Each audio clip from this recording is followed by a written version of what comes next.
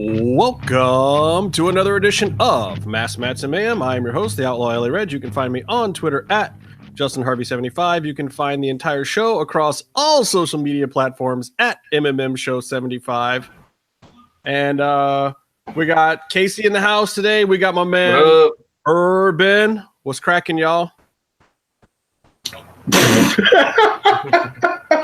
None of us have complimented Justin on his Big Josh-esque shirt. You like that? Yeah. Doing well. You're wearing a button up. But new job, man. New job. I got bills to pay. I'm basically dressed like Vinny on a fucking episode of Lucha Underground, so I'm not turning this camera on. Fuck that shit.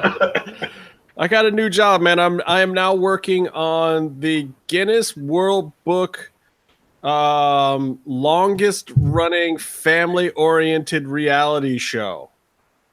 I won't say what it is, but if you look it up in the Guinness World Book of Records, that's the show that I'm working on. But I don't like to jinx it until there's an episode with my name on it that I know has gone all the way through the edit. I don't like to say what show I'm working on in case some shit doesn't pan out and then you never see my name on TV. Then I look like a big dumbass for saying, hey, I'm working on this shit, and then it never comes out. Hey, I'm working on Pawn Stars. Oh, Chumley just got arrested. Yeah, exactly. Didn't the old man just die? Oh, shit, did he? I think so. I think he lost his bout with cancer recently. Oh, man. Well, and speaking of which... Yeah. Oh. There was other bad news today. Shit, that shit was rough, man. Oh. Season 3 Tough Enough winner, a good friend of Lucha Underground's Johnny Mundo / John Morrison / Johnny everything that comes after Johnny. Matt Capitelli died today or yesterday, or it was announced today by Lindsay, his wife, right? Yeah. Happened? Yeah. They said it happened today too. He was in really bad shape. Last couple weeks, they were kind of letting the news out that he wasn't doing so good, and it was rough news, man, because everyone was really pulling for that guy. He seemed to really like wrestling. I mean, he had some problems with, like the Bob Holly situation and shit like that, but there were a lot of times that he was supposed to be moved up to the main roster, and then cancer reared its ugly head. Yeah, well, he was Ohio Valley champ for a while, right? Yeah, and I think originally he was going to be a tag team with The Miz, and then it ended up being Miz and Morrison instead, or the other way around, something like that. Right, just because his call-up didn't work out. Right, and yeah, man, it sucks, because like it seemed like he had it, and then he didn't, came back. Well, yeah, I know. My condolences go out to his family, his friends, John Morrison, who I know was very close with them, and they were really good friends. And weird month for Morrison, with good stuff and bad stuff. Yeah. But there's also been some good stuff. Our buddy Kevin Kleinrock, he tied the knot. Yeah. Very successfully. Congrats to Kevin. And all of the messages he's been getting about marrying up. Yeah, no, that's what my dad used to always said, that guys like that are increasing their gene pool lottery. Damn. Sorry, Kevin. That's just that's a joke. That's a joke. Right? Yeah, we love this guy. She's so lucky to have you, Kevin. She's so lucky. And I mean, we lost two other great people. We lost Vinnie Paul.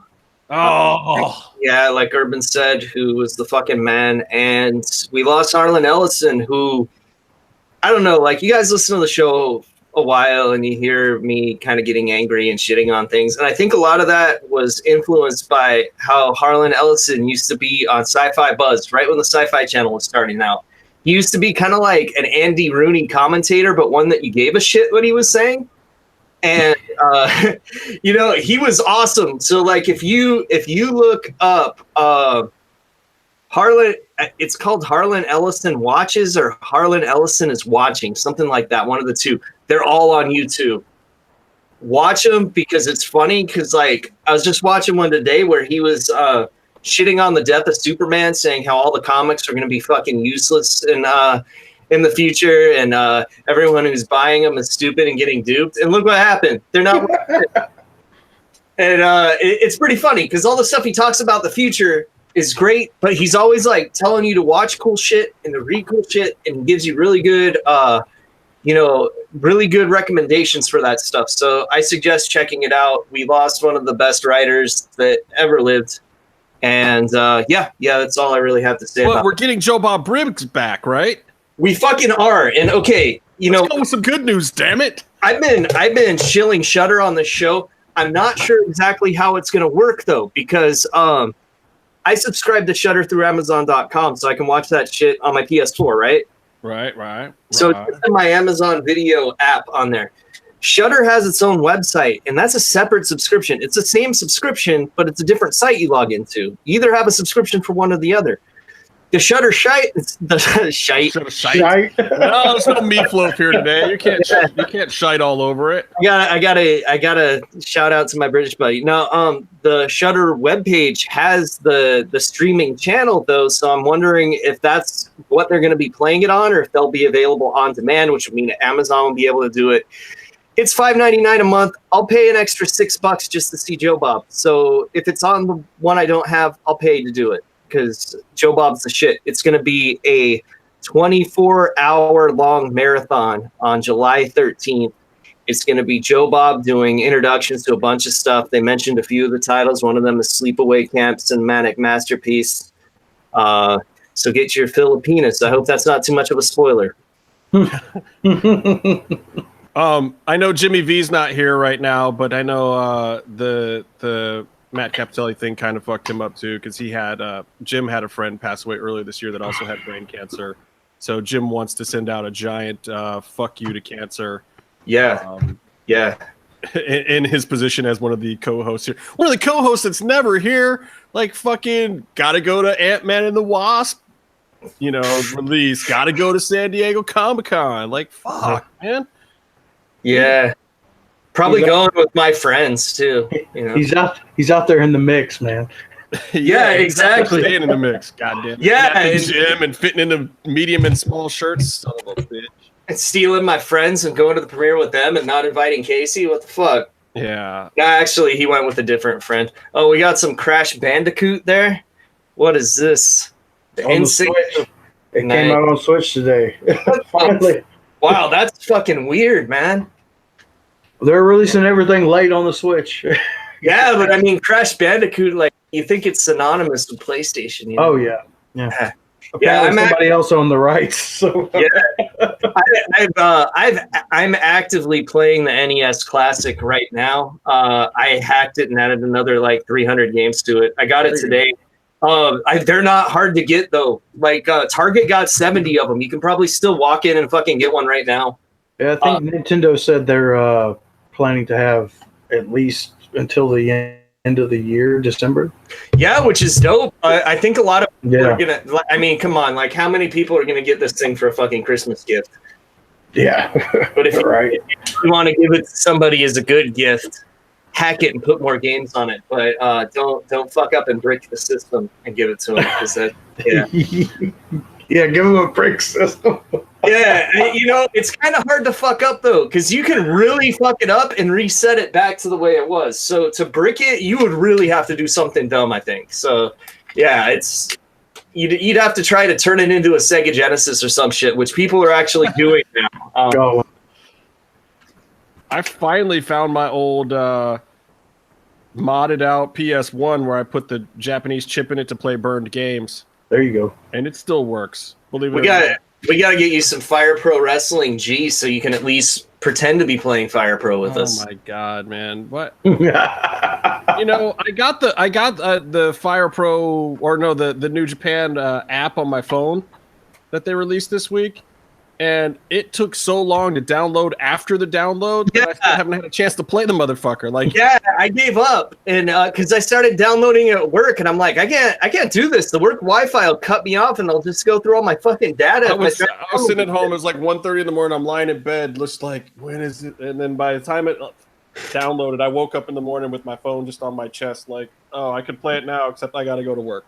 Oh, and I wanna mention a little bit about that because a lot of people, when they announced the Fire Pro roster for the New Japan expansion, there were a lot of notable people missing, like Jushin Thunder Liger, the Young Bucks, most of the Bullet Club.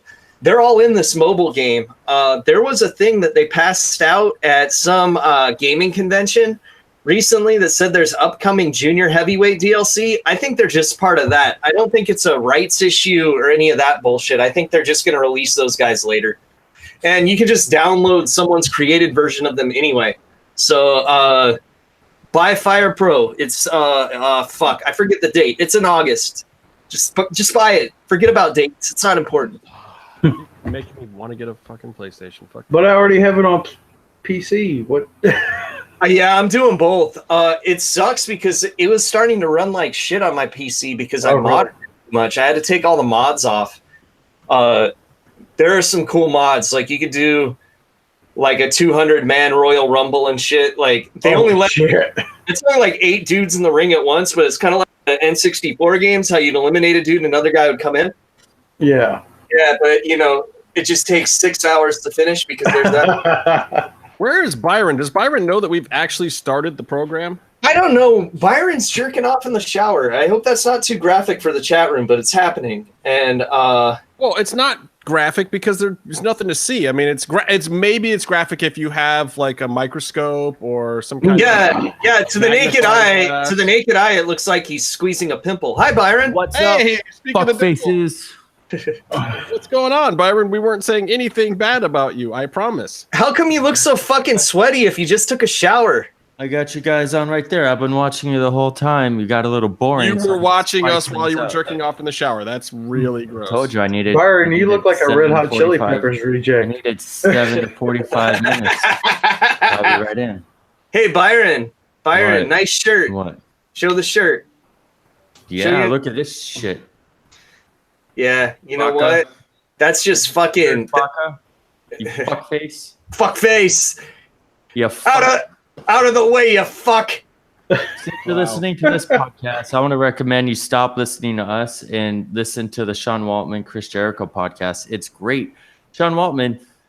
Wait. Much, you're plugging another podcast in the middle of our podcast while people are. Dude, Byron. It's really good. Jericho says a lot of cool stuff. Really gets into some cool stuff about his Naito stuff, his New Japan stuff, Pinche Titties. I agree, Urban. Thanks for the, I guess, DM. They talk about some of the China heat that he had with Sean Waltman. It was pretty cool. Anyways, when you're done with that, come back and listen to us, and you can watch me rag about this. Probably a bunch of other people have the Hot Topic exclusive Young Bucks. These couple kids from Vacaville, maybe, or somewhere, California. It's like, it's one of those places where when you tell people where you're from, you say Los Angeles, and it's like 3 hours away, and you're not from LA. But yeah, I know the feeling, Byron. I know the feeling. Conversation. No, mistake is easy. I know the drive. Yeah, I too got the Young Bucks, guys that I used to watch wrestle in a parking lot in front of like less than 100 people are fucking pop figures now, and that's never gonna stop being amazing to me. They're revolutionizing non-WWE merchandise for wrestling, for the wrestling community. Okay, and also, here's my question. What do you got? All In looks like it's going to be a success. You got these guys marketing toys and whatnot. How do other wrestlers get to this point without being in the WWE? They join the Bullet Club immediately. You get on you do the Being the Elite podcast. Or the web series. You're so-called uncensored. I mean, you think that Hangman Page would have fucking t-shirts in the mall if he wasn't part of Bullet Club? Come on. Yeah, and all respect to Hangman Page, and I've heard him in an interview talk about how he didn't really like the Hangman moniker because of, shitty things, yeah. Because he wanted it to be Hang Brain Page?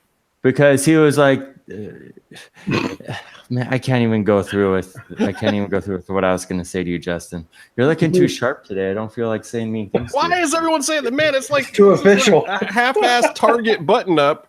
This ain't nothing Yeah. special. I compared him favorably to Big Josh, Byron. 2 days ago, I was in like the fitted Josh Hugo Boss suit, and I was like all in the pocket square and like the shoes and everything. But- that was the deal. This is nothing. Just consider this like 10 steps up from your usual podcast appearance. What do you do when you have to go and work in an office in a job and look respectable? What do you wear, Byron? Something salmon colored. I don't Salmon I colored bet- if it's Byron. Salmon. There's an L for a reason. I don't. Right, to be I don't know what. I just bring my crazy eyes, and I just let people know that I work in the wild, and I'm prone to outbursts of rage. But that's how I control my set, Wow. and that's how I control my office. You Wow. fucks. You're looking right at me, Byron. I can see it. What's up, you piece of shit? How's Texas? I know you probably went over this already. Let's do it again. No, How's Texas? I was actually just about to get to the whole, Urban, what's going on thing, but you take it away, Byron. Feel free to host the show. That's what you So, welcome to Masks, Mats, and Mayhem. I am your host, Byron Fever, at Byron Fever. You can reach the show at byronfever75@gmail.com. We've done this 99 fucking times, and you can't get it right yet. Hit us up on Instagram at MMMshow75, brand continuity. Participate in the online discussion. What's the hashtag, Casey, for that? Hashtag Pina Colonic. No. You can use MMMshow, hashtag MMMshow, or if you if that's too long for you and you don't have a memory for that many words and letters, you can do hashtag Melissa Vising, or should go on a date with Byron if she wants to. And thank you for joining us. Today we have a friend, a guest, perhaps former lover, if Casey wants to talk about it, Urban. And he has been living in Texas. And my first question about Urban's move to Texas, because he's supposed to be from Tennessee, is did we pay tribute to your mother's whore, Byron? Did we pay tribute? Urban. The 10-bell salute to Did you see me in my tidy whities, Urban? Did I say good morning to you like in Beyond the Mat? Is that the Funkster? Is the Funkster back? Terry came back as I wanted to pay tribute to a fallen wrestler today. Yeah, some people said my Terry Funk sounded too much like Mick Foley, and you might notice they're not in the chat because I got fucking band powers. Oh shit! Did I make Casey a moderator again? God Is damn it, Krabs gone? Did you ban Krabs? Because that would be, I mean, there's a lot of despair in the world today, but if you made Krabs sad, then I'm breaking even. He's not in the chat right now, but don't worry. It'll happen tonight if he shows up. Casey put penicillin in the chat just to get rid of Krabs. Oh, I put some penicillin in the chat, baby. Who is in there? We got Paul Cross. What's going on, Paul? We got Rebecca. Paulie Cross. What's up, Reeves? Hey, Reeves, what do you think about Justin's hatless head? Oh, my God. What's up, Carlos? Good to see you again. What up, Carlos? What up? Urban, what the fuck are you doing in Texas? Yeah, that was the point of the whole question. You couldn't have just had that be the question, Byron. Hey, Urban, how's it going? What's going on in Texas? I had a lot to catch up. I'm stealing internet. You're still in internet. Stealing internet from my uncle. Yeah. Solid. Because I'm not going to pay for it because it's like fucking $79 a month and it's a fucking 2-year contract. Fuck that bullshit. For 25 megabits per second. That's exorbitant. Wow. 2-year commitment, might as well put a ring on it. Yeah, right. I'm not putting a ring on 300 anything. megabits for like $50 a month. This is Texas, baby. They make it big in Texas, but they never said it was cheap. Yeah, exactly. Fuck me. Whereabouts? You're Dallas area? Houston? So I guess it's Central Texas. I'm like an hour and a half out of Dallas and about an hour out of Fort Worth. Okay, yeah, that's Central. Oh man, I have been to Texas. Shit, I have been, but I've only seen the inside of the airport and my friend making out with. That's all you need to see because that's the coolest place in the fucking state. Yeah. I know I've been to Texas. I've been to a lot of places in Texas, and I've gotten into a lot of trouble there. I don't know if you've been to Abilene. I think it's a bit south of you. I got food poisoning in Abilene because I ate Chinese food at a gas station. That's messed up. That was your first mistake. Chinese food. That's all it took. The gas station was the bad part because I got to tell you, the best pho that I've ever had was in Dumas, Texas. Oh, well, fuck. Dumbass. Well, fuck It's you, dumbass. dumbasses. And let me tell you, Byron also caught pregnancy from Dennis Stamp. No, I didn't. He wasn't booked. Oh my god! I only hump. I don't do any tricks. Yeah, no. What? You're near Dallas, right? Yeah, I'm in Okay. Itasca, Texas. Itasca. I have been through Itasca. It's It named. is. It's named places in Texas. We've been to Plainview, Grandview. Amarillo. Amarillo. I've done a lot of stuff. Spent a lot of time in Amarillo. Have you been to the big Texan Urban? You need to take down their steak challenge. No. Oh, is that the one in Amarillo, Texas, Byron? The one that Hey, hold on. Don't you have a friend who had some history in Amarillo? I do, but this is actually a real story. You've seen the headhunters in fucking Wing, right? The big fat black dudes that are twins. Oh, okay. They're like We're going down this road. Okay, so they tried to do the steak challenge, and these are two rather large 350-pound men. Neither of them could do the fucking steak challenge. Grown ass men. The fucking headhunters, Wing superstars. Because let me tell you something, if someone's been in Wing, they mean a lot more to me than anyone else, which is why I also have to say rest in peace to Archangel Del Muerte. Because I wasn't on the show the week that he passed away, and not only was he a great trainer, he was in fucking Wing. That's right. He wrestled Meatloaf's father-in-law, Fantasma. And Where's that limey Brit? What's he doing? Eating tea and crumpets right now? Oh, I'm sorry. Oh, could it Fish be? and chips. I don't know. It Be is here like, because I got botulism again. it's like 4 in the Statue morning. of There, front massage.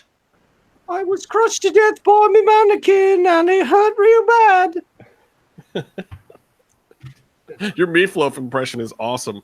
I know. See, I don't do it that much when he's actually on the show. I can't wait for the sex tape with that voice to come out. Just a moment. I got to subscribe back to Mask Match and Mayhem. Son of a bitch. Man. But to be fair, this is a great tangent for me to apologize to Byron Turk for being such a crazy asshole. Oh, I appreciate that. Urban, if you guys don't know, Urban went full fire sale on Byron's ass a couple of weeks ago. So It was. You gotta explain it because it was amazing how the whole thing happened, Urban. It was the Paul London thing, right? yeah.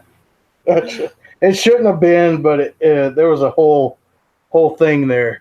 It was an Oedipus complex with my mother, and then Byron was like, "I'm not going to apologize for getting an interview," and then I was like, "Well, you know what? Fuck you, and just fuck this," and la la la la. There was fingers going everywhere, cussing everywhere. I was like, "I'm going to take pop shots at your camera, this kind of Wait, stuff." did you?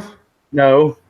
Why would I do that? Why would I do that? That would just fuck yourself at that point. Yeah, I mean, it's kind of cool to do stuff like that, but I would never do that. What the hell is wrong with you? I feel like you did it now. No, the camera's Show me. in the other room. I gotta go get it. What the hell? Where is it? It's in the other room. I'll go get it. It's No, just it's a fine. moment. It's fine. No, it's fine. No, it's important now. I have to go get it. Go ahead.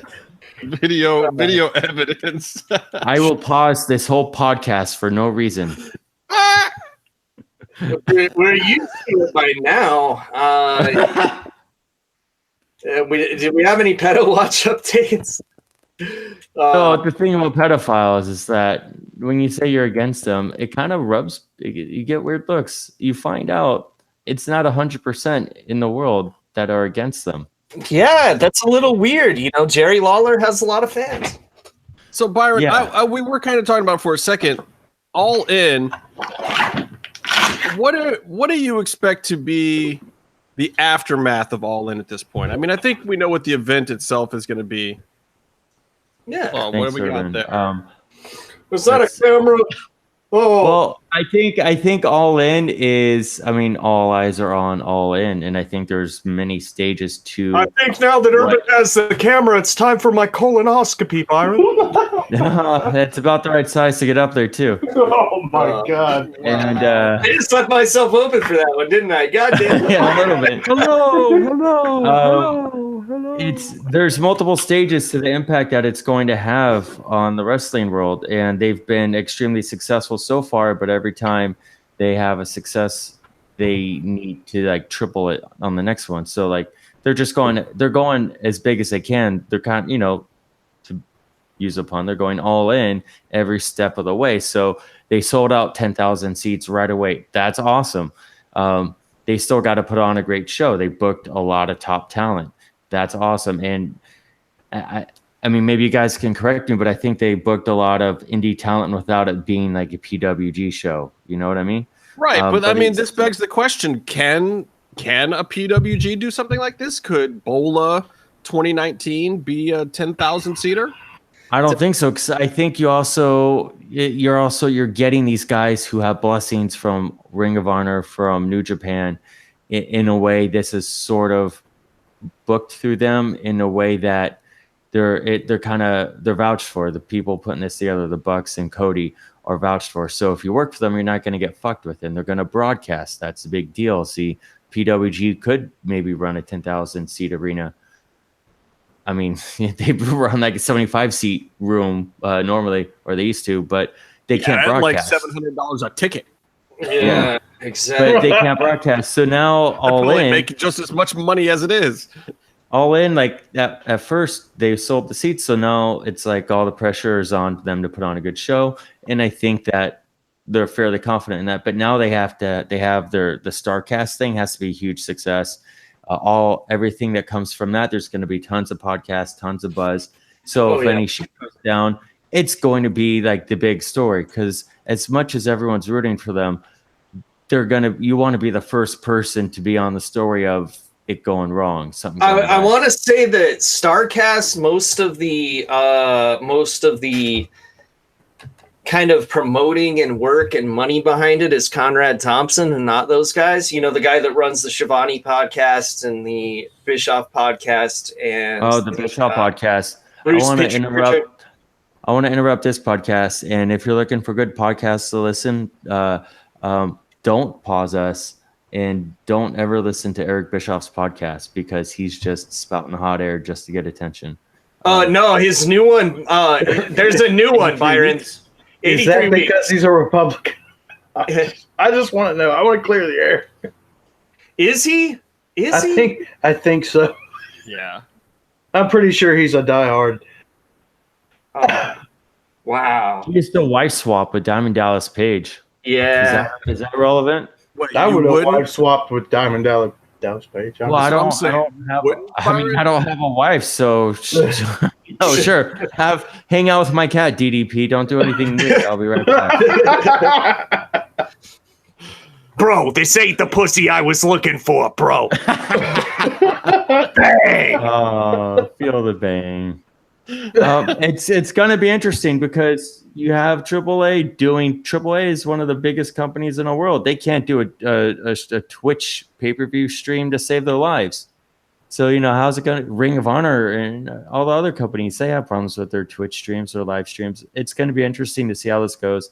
They're really... What do you mean AAA can't do a live stream to save their lives? I saw everything clearly when the lights went out.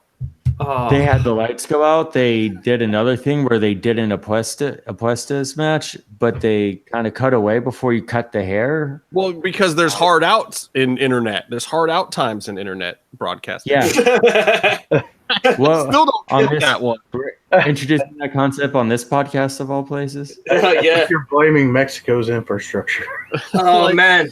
You know what's crazy, though, is PWG is bringing so many... Like, if you look at the lineup for fucking Bola this year, they're really crossing some political lines with some of the people that they're using.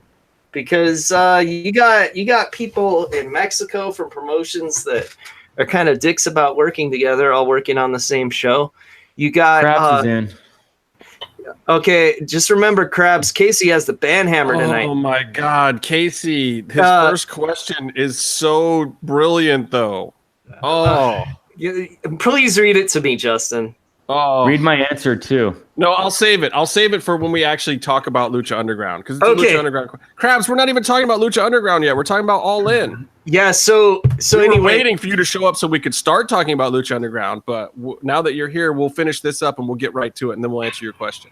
They even managed to like get people from Dragon Gate that quit Dragon Gate and split the company in half to go work in China instead, and they're still coming in for Bola, like because Siba went to fucking there's a new promotion called Oriental Wrestling Entertainment or Entertainment Wrestling, and it's in China. I've seen that. How do they get away with that name? That just, I feels like I can't. It's like rap songs. Like I don't feel like I can say them. Yeah, I was thinking the same thing, Byron. I was thinking the same thing. Thank you for putting my words into your words so that you get all the heat for saying that. What? I get all the credit. It's cool though. It's cool though. We don't have any Asian co-hosts, so it's okay. He's South Pacific Asian. No, he's Samoan, dude. Jim. No, yeah. Justin Samoan? No. Urban Samoan. My people are from Birmingham and Maine. If we had someone Samoan on the podcast, they would be WWE champion. Oh, that's not me then. Unless they're Joe. Unless they're Samoa Joe, then you're fucked. But yeah, All In, I think will do good. It's pretty telling that they sold out 10,000 seats and there's only like, a tenth of those on StubHub, people trying to sell them for a profit. So that means most of the people that bought tickets are trying to go. Compared to that to some WWE shows, it's kind of crazy numbers. But dude, they're gonna do great. I mean, they already sold out the arena. They're good there. There's more money in either streaming or fucking doing whatever that they're doing to broadcast it, and that's gonna be awesome. And I look forward to seeing the show. I look more forward to the G1, but we can do a whole G1. We can do a whole fucking podcast on the G1, which we're not going to do right now because we got to talk about some motherfucking Lucha Underground, son. I did hear that they might do. What is it? Because we were talking about the Funko Pops and the Bucks, and I was like, I want blonde Cody. I want no Cody ever anywhere on my show. Someone, I think it was Jim, said that it might be an all-in exclusive, and I think that is a huge putting on a wrestling show, then doing the convention is cool, and then having a bunch of exclusive merchandise, like how they're just printing money if it all goes well and it's the momentum's in that direction. Could you imagine all in like merchandise, the t-shirts alone, and then you have the Funko things, which is also a big deal. Like these are wrestlers getting a deal with Funko, with a company that only does deals with like WWE and like big brands. Do you think that the All In shirt says All In on the back or the front? Or does the girl's shirt say it on the front and the guy's shirt says it on the back? I think it's underwear and it says it over the dick. Ew. I don't know how that would work. I am anti-docking. You might be anti-pedo, but I'm anti-docking, Byron. Have you seen docking, by the way? Have you seen it? Why? Wait. Why would you want seen to? It. Okay. Urban has a docking story. That's Lucha Underground Season 4, Episode number 3. No, Justin, I want to talk about the docking because my son Dario was very into the docking. He was a docking enthusiast. I have a question. Please ask it, please, by all means. What's wrong with Cody? I just want to ask this question from Casey. What's wrong with Cody? His fucking face. I don't know. It's just that everyone else is more interesting and fun. I don't know. It's like I'll talk about Cage on this episode of Lucha Underground. Like he's all right. Like I like the guy, but everyone he wrestles against, I like more. It's not his fault. It's just it's that just was definitely true. a problem, which I'm going to talk about. All right, so let's get into this Lucha Underground. Season 3 or season 4, episode number 3. Oh, if it was season 3, it would be much better, Justin. Well, I don't know. This one was pretty good. So first, I'll say that overall, I thought this was a good episode. The funny thing about it, and I know there's been a few comments already about how much of me and Byron you see in this episode. There's a reason for that. Again, this was filmed on the very first day. Yeah. And they were the only ones that would do the docking. We were the only ones that would do the clapping, that's for sure. This crowd, by the time this stuff was filmed in that day, was pretty cold. The amazing part is the reaction that Sonny got regardless. Yeah. This crowd was dead. They were overtired. Most people by the end of this night, by the time you're seeing the last coffin close, had been there for 7 or 8 hours. It was pretty tedious. There's a lot of newbies in the crowd that just weren't. The crowd was not going to stay hot. And I won't say that Byron and I were sympathy cheering or sympathy clapping, because there's actually shots where you can see in the middle of the coffin match, me and Byron are arms folded. We're still standing. Yeah. We're enjoying it mentally, but physically we're beat down. And the whole crowd was. And we were just smart enough that when Brandon, the camera guy, would come by, we would kind of give them like something. We were trying on behalf of everyone, because the stuff we were watching wasn't bad. That coffin match was fucking great. A 3-way to the grave. It was really, really good, but the crowd was just lifeless, and you'll hear it in the episode too. It's one of the quietest episodes you'll hear all season. Yeah, I remember I was talking to Super B. Shout out to Super B. Another name I feel very uncomfortable. My cracker ass feels very uncomfortable. You can just call him Fernando, dude. It's cool. Oh, Fernando. No, I want to call him Super B, dude. That's bad. It's still badass. Super Beaner? Are you talking about Super Beaner? Yeah. Urban finds out he's part Mexican and just lets it fly. What's his name? He gave it to himself. That was his fucking name, man. Jesus. Yeah, could you imagine trying to find him on Twitter? Super B. That's not coming up. I'm gonna change my name to Super Nig on Twitter just to mess with you, Byron. Just so just so you're uncomfortable saying it. Just for my own pleasure. You're only doing that because N-word Taker was already taken. Oh yeah, the greatest indie superstar of all time. I follow him. I think actually, yeah. I can't type that in. My browser shuts me down when I try to search him. Oh, too many MAGA posts when you Google N-word and then the first half of Taker. It's just bad news all around. Okay, look, we were talking about. Were you getting to a point about what Fernando's reaction was or something? I sort of was. Super B was sitting on the other end of the ring as we were, and he even called me out a little bit about like he saw me yawning multiple times in the match, and he was like a bitch. Yawning like a bitch. I was so excited to be there, but I was worn the fuck down. I mean, plus I work with in Florida, so I had just flown in. Right. But another thing is like the first show of season 4, so a lot of the regulars, there's a lot of hype. We didn't know how the lines were going, so everyone showed up super early. Right, and that was going to be one of my other points, is that we were all there for 7 or 8 hours, not necessarily by choice, but everyone showed up earlier than the door open time because we didn't know how this new system was going to work out. We didn't know if there's going to be a bunch of queuing and stuff. So everyone was inside in 20 minutes that day. And that was probably the slowest of the entire tapings this season. The new ticket system is bomb. That's probably one of the best setups they have. Everyone just came right in. And this is the first day too, so everyone had to re-sign all the paperwork. But everyone was there 2 hours early and was just standing around after that. And you can come in and out, and people were going down the street and smoking weed or talking outside or getting some food from the truck. Who was getting drunk? That's what I want to know.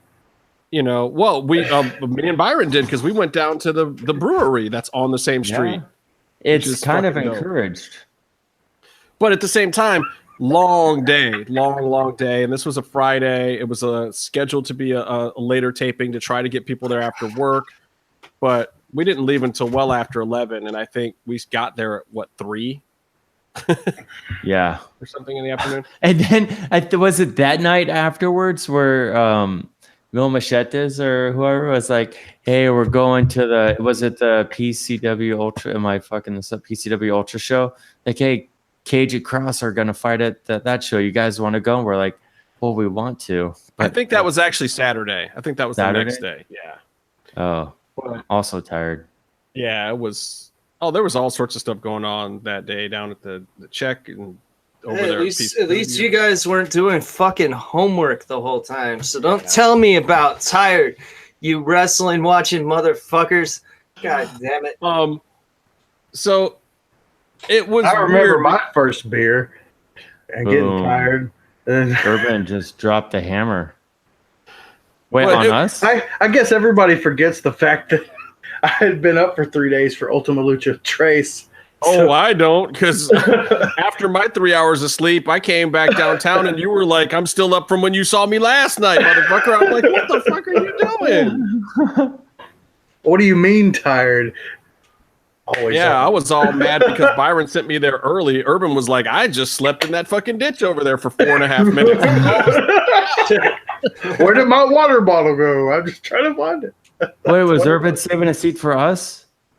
I pulled an all-nighter the first Urban night. wasn't saving a seat for nobody. Urban was delirious trying to figure out where to lay his head for 4.5 minutes.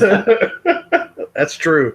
That There were is true. people in the tent. We should have lifted them up and put them in a backpack. You should have just truck gone and in the driven them tent. to You Pasadena. should have just crawled in the tent with those motherfuckers. Spoon Like, them. Naked with Yes. no fucking clothes. Yes. I should have done that. Oh God. you should have been like, look, guys, and it's front of the line initiation. You got to sleep with Urban. Simple rules. They wouldn't know any better. You got to sleep with naked ass Urban. Yeah. Yeah, look at everyone in line. We've all had to do Do it. you know the pop that would have happened if Urban was the one that had rolled out of that tent? Butt ass naked. The pop Like, would who have the been fuck are these people in this tent? Oh, it's just Urban and his dick. unheard of. For anybody who doesn't know, at Ultima Lucha Trace, it was the ultimate fuckery of the line moment where the whole system broke down. Motherfuckers were there the day before. Like, the first person in line set up a tent at like midnight the night before. Yeah. Like right after the show, Like cleanup people were still leaving the temple when these fools fucking set up for the last day. And I was there at 3 a.m, I think, to get a spot in line. yeah, something like that. Yeah, Great. 'cause I showed up around 3:30 or something like that. Okay. Never again. No, Don't need to. Now you show up like an hour and a half beforehand just so you have time to drink. Yeah, there was one taping this past season because you have a ticket and you know where you're sitting. I had an assigned seat or whatever. I showed up 5 minutes before they let the crowd in, and then within 20 minutes of being there, the show was starting. You can't beat That's so that. weird. Hey, Anyway, so this episode starts off with Ricky Mundos. And we're finally getting confirmation that the Island of the Dolls is a real place in Mexico, according to Ricky. And that's where he met Rosa. Yes, we got lots of very exposition. And he has a doll named Rosa that he has sex with. And, I don't know if he has sex with her, but the secret is safe with her, she said. Yeah. I don't know if he doesn't have sex with her. Yeah, I automatically assume we know who's writing this show. Well, I mean, again, is this something that is a product of the fact that, that they probably got told to bail on a Mariposa Marty incest angle? Hey, we don't know. That doll can be his sister. We don't know. Oh God, We don't know we don't know Marty and Mariposa aren't fucking. right. We don't know that they're not. I mean, how much do we have to read between the lines here? What is Ricky Mundo doing with this doll? Yeah, he's fucking it. I think it's definitely haunted. I think something's going on. It's haunted with the fucking dead baby batter that's fucking inside of it. Now, you know what's... I thought this whole scene was awesome, but the thing that I found unfortunate about it is it bumped Jack Evans' whole in-ring mic taunting of the entire audience to an internet segment. Oh, no, we didn't get that, but we got some nice little poses that he did. But I just have to say, after the hit colonic discussion that we had last week on the show, Jack said... Right up. Yeah, he said he had to leave for his colonic. I appreciated that because it clearly means that Dario was giving out gift certificates for colonics. If you follow last week's show, which if you don't, you can click on it after this one and listen. It's probably about 3.5 hours in. Well, sorry, and if you I missed that. If you hadn't watched Jack's segment, he put out a put up or shut up challenge. Whenever he walks out of this scene, he goes to the ring and puts out a put up or shut up challenge that got cut from the show. Oh, that's actually pretty good. It's on the Lucha Underground Twitter and Facebook. So did Yoni put it up? Because if he didn't, I'm not watching it. No, Yoni did not put it up. Yoni is gone, man. Sorry. Is it fake Yoni? Did they hire a new social media guy? I think it's fake Yoni at this point. Oh, Jesus. I don't know. It might just all be stuff that he programmed to run when he was still there. It might be. He's got an algorithm. Yeah. He's got a Lucha Underground algorithm. Guessed really well when seasons are going to start up again. He's the only one who knew. It's Bot Yoni. And if Bot Yoni is listening, retweet me and I'll stop burying you. It's that simple. Some retweets and I won't bury you. And honestly, I will never stop burying you. So you're evil. I like New Yoni as a person. I don't know who he is. I don't live tweet the show ever since El Rey decided to just completely fuck me and start doing split feeds, probably like season 2-ish. And I couldn't just come home from work and watch it at 5:00 because that shit was dope. You do actually know New Yoni. You've actually spoken to New Yoni before. Oh no, I know who he is. I think I've spoken to him many times actually. But I like New Yoni. Well, New Yoni last week had a clip out that Byron helped him produce. That was pretty good. That got a lot of viral love. You know what's really great about that fucking clip? You know what the best fucking genius thing that they fucking did about that? They put it out like 10 minutes before the fucking show airs. So when I get an email saying, hey, do you think you could get so-and-so to retweet this? I'm fucking home. We're at the end of our day and I'm about to watch the show. That's good PR. Oh, I didn't know. There. You got asked if the man would retweet. He probably would have if it had dropped 4 hours earlier. He retweeted it the next day, and then he's like, wait, the show was on yesterday, and he got sad. Because you fucking did it like when the show was in its first commercial. Why don't you do it the day before, the morning of? You don't, like... Should have hired Urban. I just realized how much Byron looks like Steve Kerr, the Skinner. Man, I have gone through one sentence of my notes for this episode so far. Oh, it's cool, man. I could summarize. Let's take a question from the chat room. Zeus said, I want to get to Crab's earlier question. So let me finish this Ricky thing. But this is more important. Zeus said, "LOL, corporate Justin." It's funny because Mr. Krabs' question, I have literally said that on the show maybe 5 times already. Okay, so that's not even a question, Byron. Guys, let Justin talk. I like that Jack's whole "I hate snakes" thing, but the fact that he seems to be not on the same page with the Worldwide Underground worries me for Jack's sake. Oh, I'm worried for Jack's sake because he already well publicized that he quit the company. I was just gonna say, I hope it doesn't lead to him quitting. Yeah, and tweeting about it repeatedly, which is funny. How does he tweet?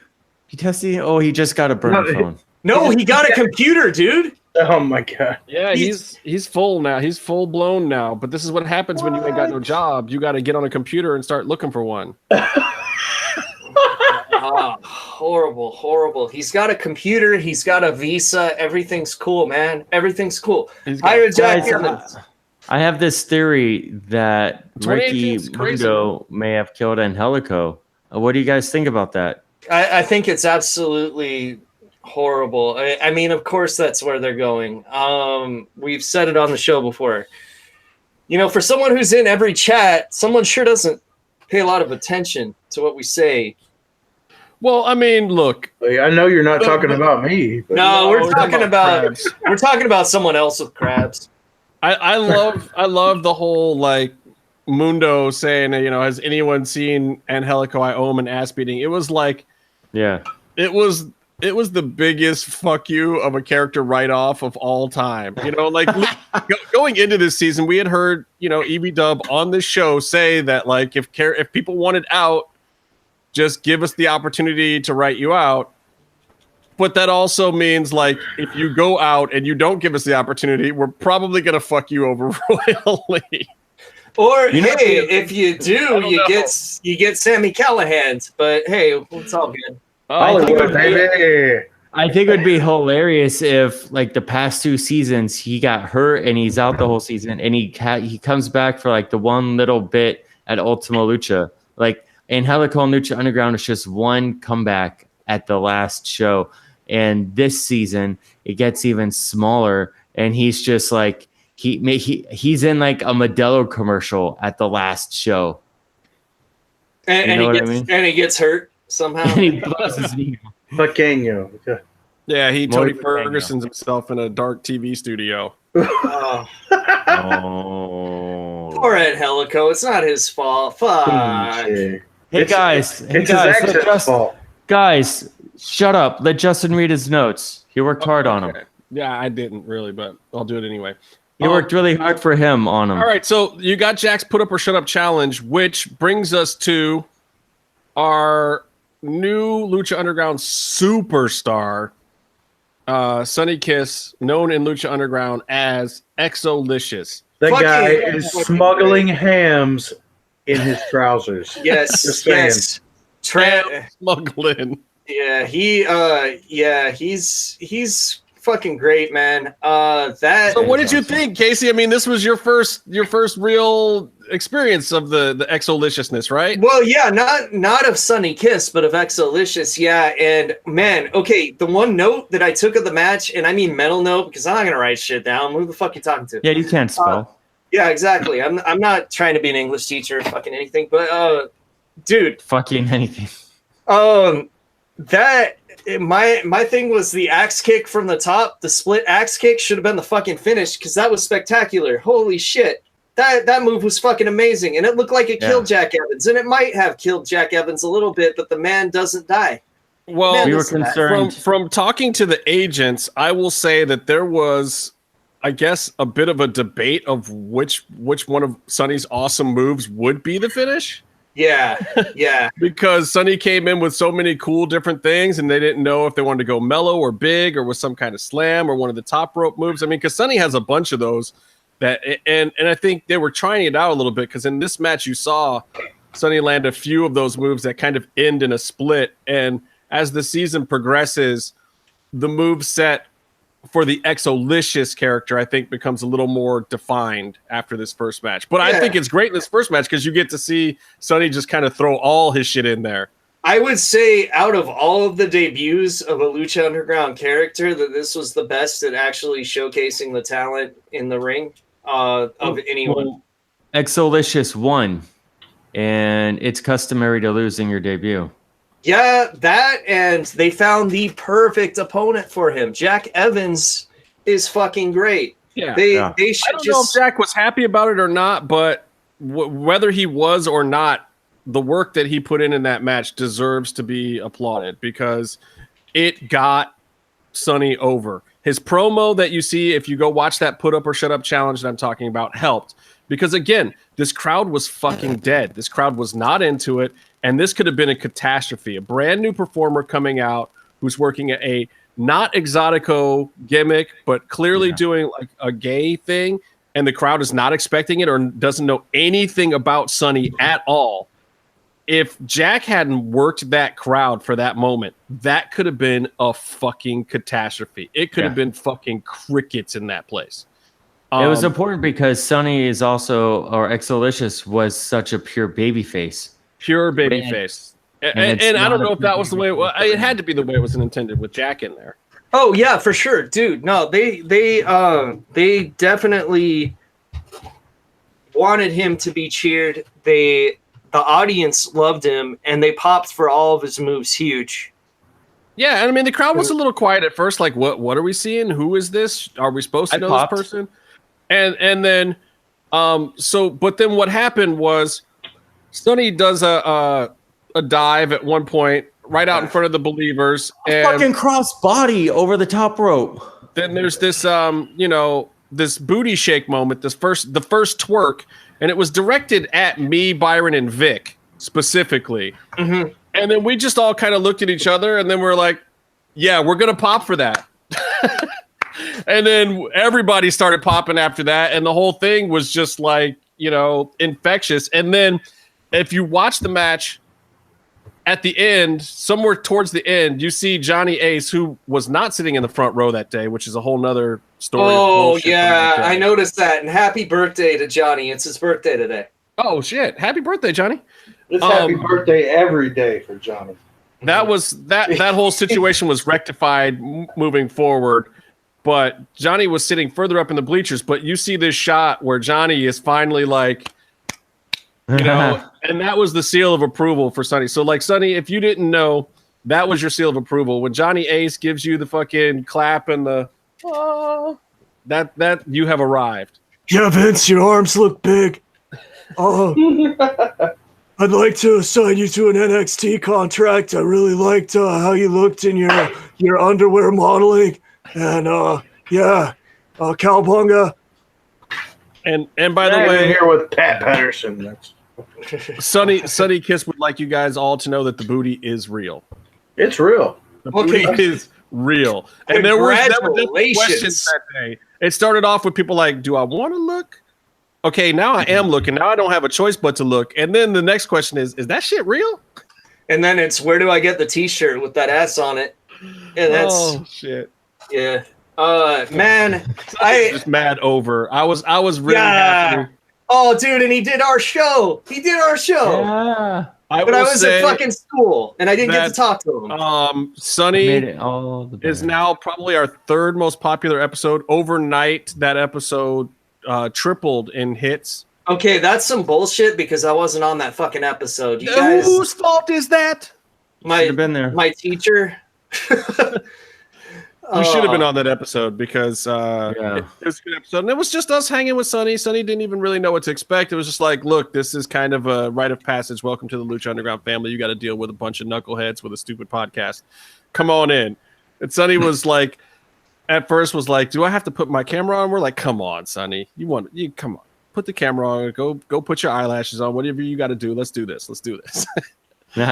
And Sonny was so awesome that night, but was actually kind of nervous about being on the show and didn't really know what to expect. And and we told Sonny that night, like, you just wait. You wait till this shit starts airing, because I think Sonny was still thinking, yeah, I mean, they were nice to me when I was at the temple, but is it really going to get over? And what's the edit going to be like?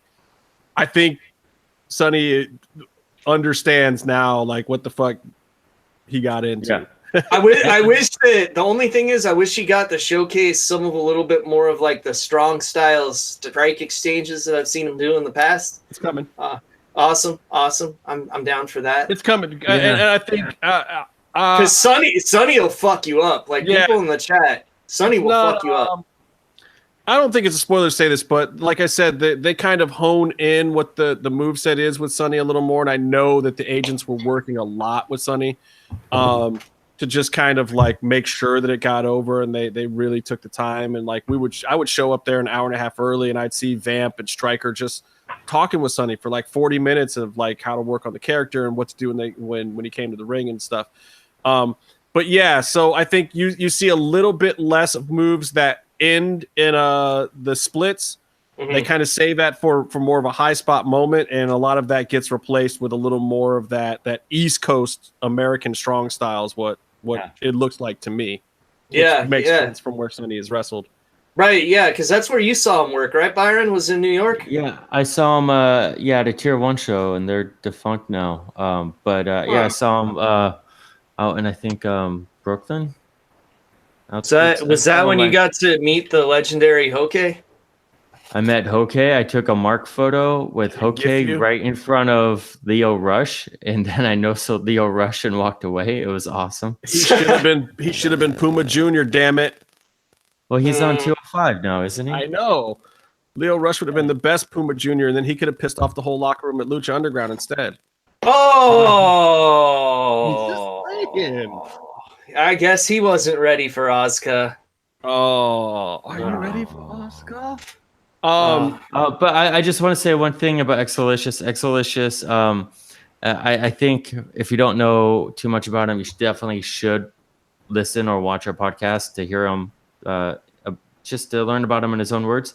But there's been a bit of the comments about him online. Not all of them are positive. Some of them are what you kind of would expect out of wrestling fans.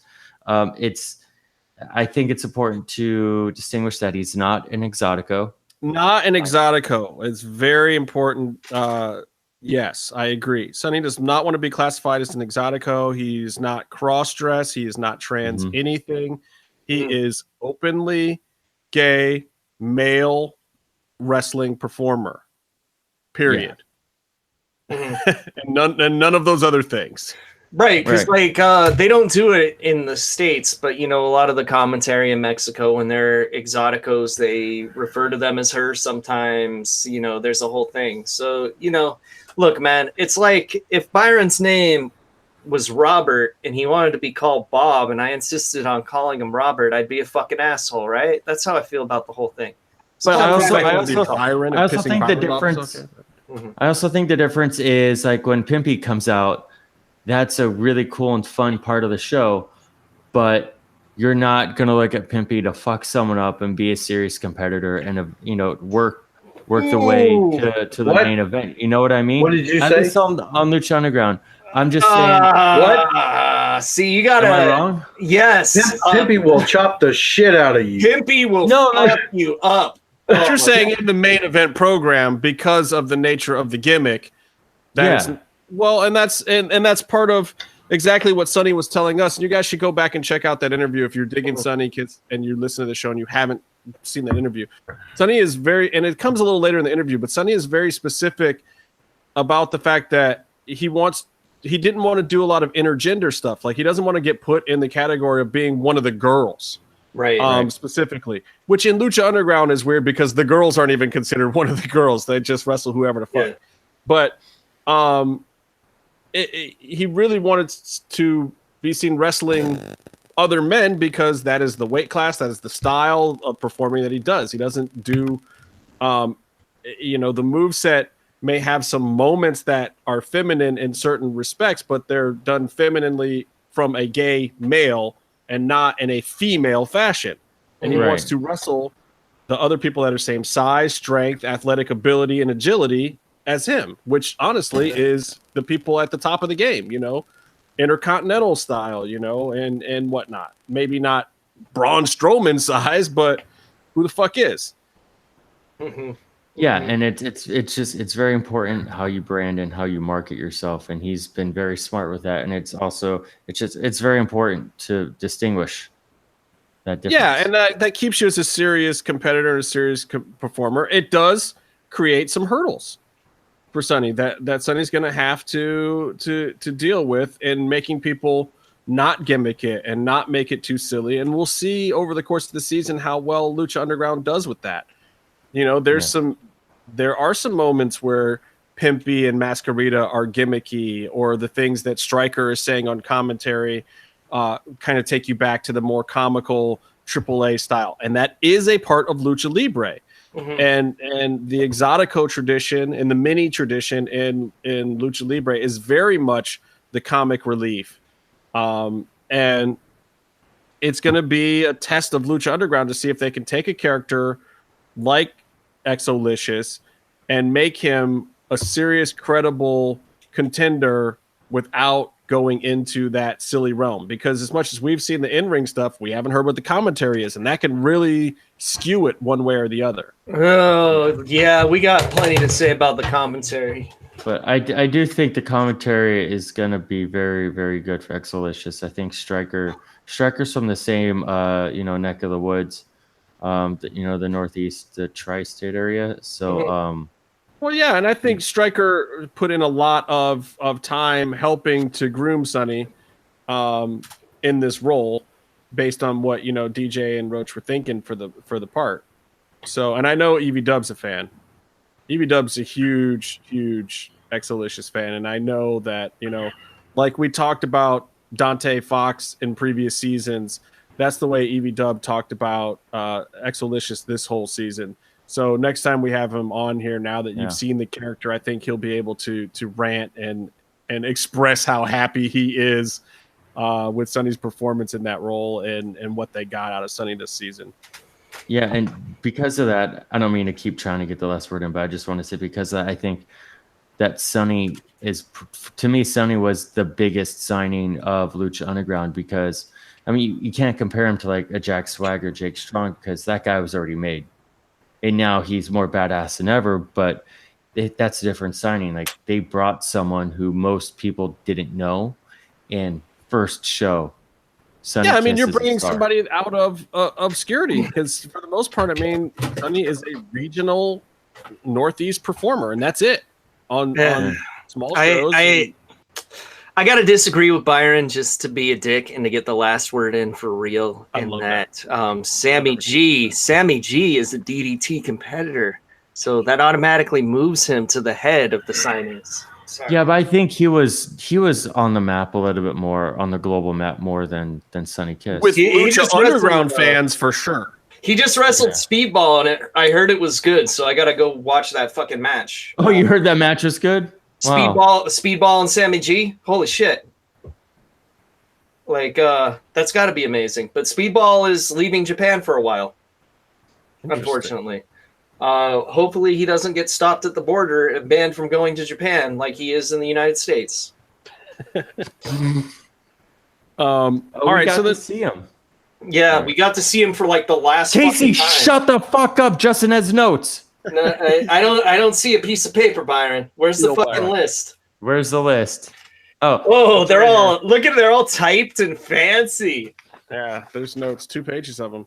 How the hell do you have time to do this shit? we got to keep this under an hour, gentlemen.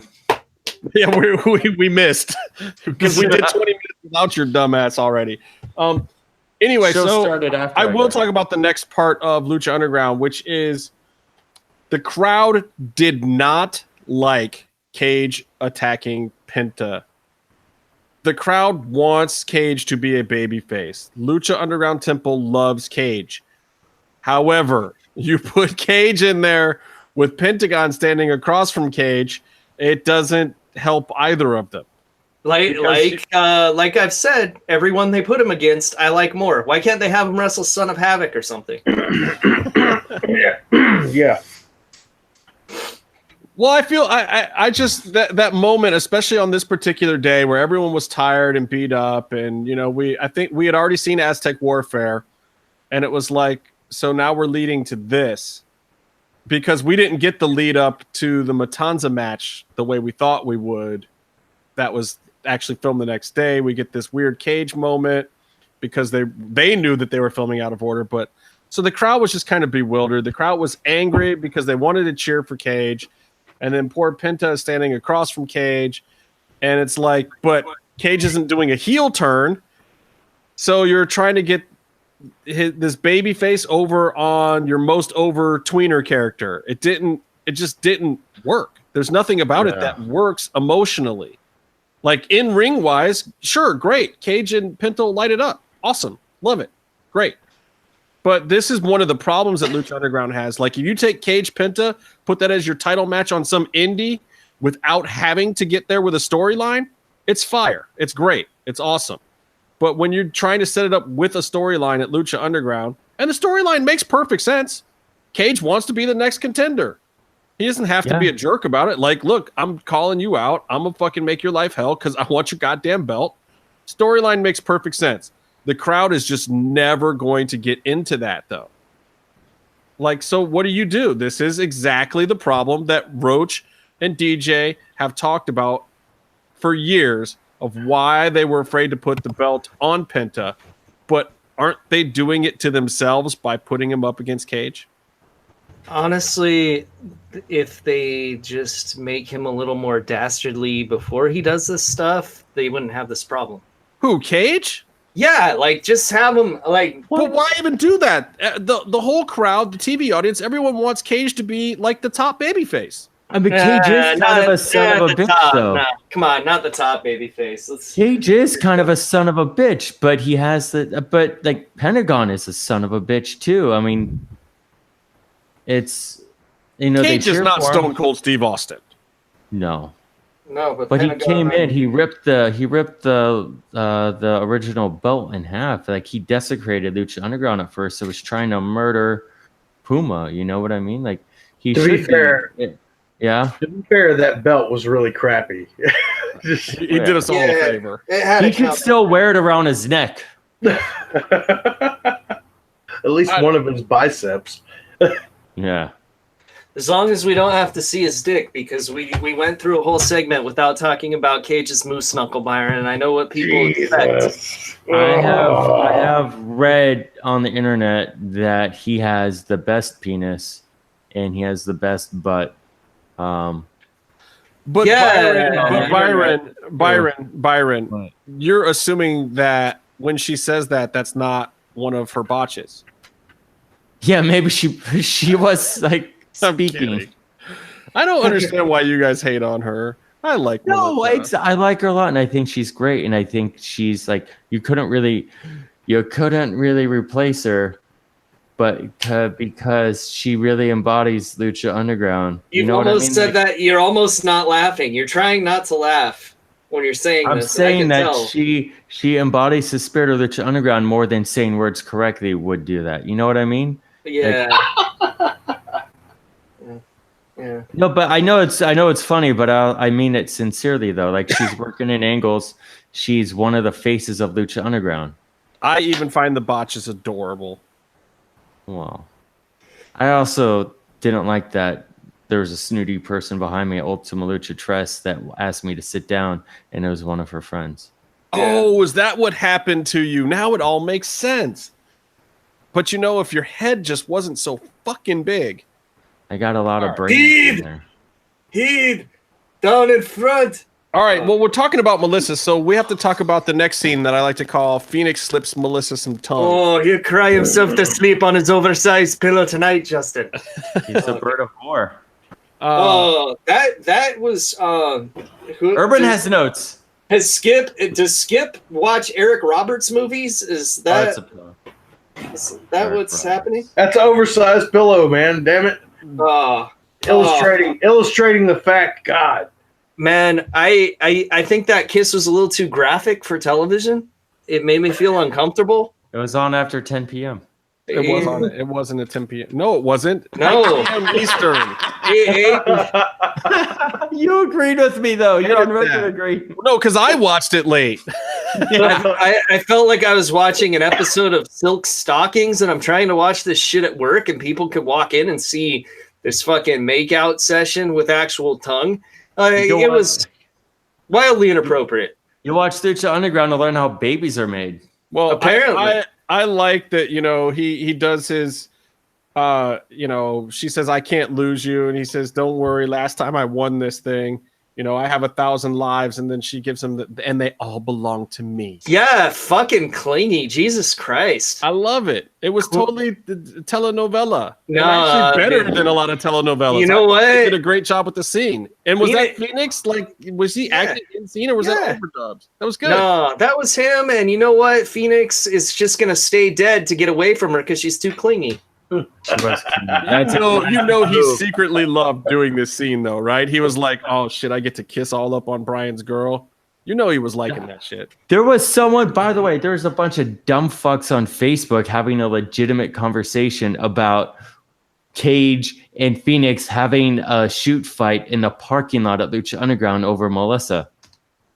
They're pulling up old tweets and shit, and they're trying to just lower the bar for humanity as much as possible. Melissa hasn't had any heat with anyone since about a month into her pregnancy.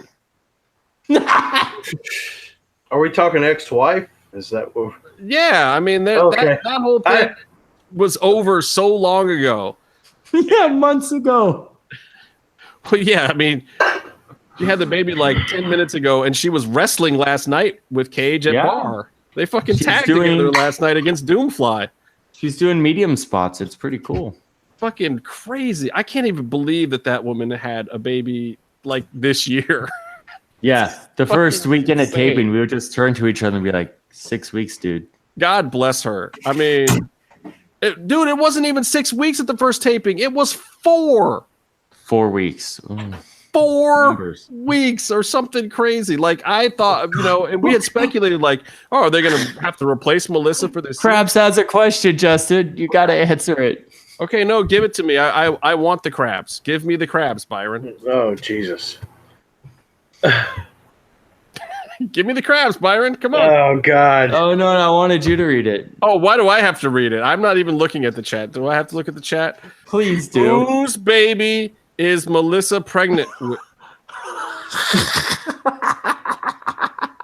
Yeah, baby. All right. Yeah. We are clearly this young man's only source of information. So I think you should listen to the way. Great. Let's listen to the. Okay, I'll do it. Listen to the Way Too Real podcast, and they will tell you. No. So what really happened? What had happened? What really happened is 4 weeks ago. What had happened was Melissa sat down in a tub, but I had been in that shower earlier in the day, and there had been some girly posters that had been left in the locker room. Justin, you're going to get yourself stuck writing checks for 18 years. No, I'm saying Cholo had left some dirty magazines in the locker room. You better be careful, man. So I went in there, and I rubbed one out. Oh, God. And then she just happened to sit in it. Oh, Jesus. And she got secondhand impregnated. Hold on, Justin. Are you saying that you spanked the monkey in my showers? I'm saying that this is how babies are made. This is why I had my son killed, Justin, because all he did was get colonics and jerk off. He did cocaine, too. No. Lots of cocaine. Can we give him the real story? Brian Cage and Melissa Santos had a baby a while ago, quite some time ago, and she had the baby right before Lucha Underground, so everyone was speculating, oh, she won't be there because she just had a baby. Who goes back to work weeks later at a fucking violent wrestling show when they just had a baby? And she'll be all self-conscious, and she'll be all fat and whatnot. Girl came back looking good as hell, got right in the ring, did her shit like she had not missed a beat. She came right back and has not missed a step ever. Justin, when my wife gave birth to the monster Matanza, she was in the ring the next night. Yes. We ran out of a ring skirt, so we had to use her parts to make one. Matanza was a really big baby. It means massacre in Spanish. There is a reason for that. So amazing. All the things that have happened. Anyway. Yeah. And so right after this segment, you know what you get? You know what happens next on the show? A lot more gratuitous shots of Justin and Byron clapping. Yeah. Woo! Yeah. There was the one that you guys stared longingly at each other first that made me kind of uncomfortable. I'm like, oh, am I going to have to buy a wedding present? It was definitely like coming up next on Lucha Underground. Oh, man. So delirious. I regret so many things about that very first day of season 4 taping. Oh, excuse me. The racist fan has a question. And I hope it's about how I don't let any Mexicans in the temple anymore. Hold on. The shirt is really fucked up now. Justin, the shirt is really fucked up now. Urban's on wardrobe patrol. Justin showing some cleavage. What the fuck? Oh, Paul Cross says we were on the show too much and he started to boo. Here, I hope you get into a car accident. Damn, what the hell? Wow. Jesus Christ. Violent. You could just ban him from the chat, Byron. Fuck. Oh, okay. Don't ban Paul. Are you kidding me? I like how I stopped the show to answer Racist Fan Rock's question, or Papa Cueto did. I'm sorry, and he doesn't ask the fucking question. He doesn't ask the question. What is the Cueto Factor beverage? I don't even know what the fuck that means. Oh my god! Why? Is he asking what? You got to answer it. Cueto's beverages? It says, "What is the Cueto Factor beverage?" I don't even know. I think that's something we've been thinking about for a long time. A pina colonic? Would it be, Justin? That is when you get the shit sucked out of your ass and then they put a pineapple right in. I'm just glad Justin's shirt's With finally the buttoned skin. up. With the skin, Justin. Did I get the top button too? You know what? You might as well just button the top and then just unbutton the other ones. Yo, just go straight up. For real, Vatos. There you go, Cholo. I do not feel comfortable doing a podcast with you now, Justin. I feel as though I need to keep you out of the ring in my temple. All right, I'm going to talk about Phoenix now. I'm going to say good things about Phoenix. Do it. I love Phoenix. Yeah. The dope rope stuff. Just the rope work is just. Hey guys, what's the name of this meal I'm about to eat? What did it say? Come and shrimp. Come and shrimp. You know, he read that. It says come in shrimp power bottom. Yeah. That explains the salmon jacket. I hope you didn't buy that from a gas station. You know it's gonna lead you, right? He got it from the same place he gets his pink socks from. Yes, from Matanza. Phoenix was on fire in this match. Do you know why Matanza has blood on the front of his pants? I just watched the number of viewers just go down and down and down. I love it. It's fine. It's going really south. I'm probably getting food poisoning right now. Oh my god. Can I just say that I was so excited for this match because it's a replay of my favorite match in Lucha Underground history, but they added a guy that I know is going to lose because he was a whiny bitch about wanting to get out of his contract on Twitter. So who was that? Not Phoenix or Mil Muertes, I'll tell you that much. That was Sammy. So here's the real interesting thing about this. At the time when we're watching this match, we're basically Byron and I are just looking at each other like, "Fuck, this is it." And this was the other weird thing about it is we have to enjoy this match because we were pretty darn sure that Phoenix and Sami Callihan were being written off the show. Yeah, we know that Phoenix still, at the time we were like, oh, well, Phoenix still has heat with Dorian, and they're still never got over their AAA thing. And Sammy is probably the guy that was griping to EV-Dub about how he wanted out of his contract because everyone knew that Sammy had always wanted to go to Impact. And we thought that this was basically the, hey, show up and we'll write you out moment for Sammy. I won't say how that turns out, period, but yeah, they got buried. Yeah. Sammy more than Phoenix. I mean, Phoenix, yeah, he lost clean and he was put in there, but he got to look like a hero first. Right.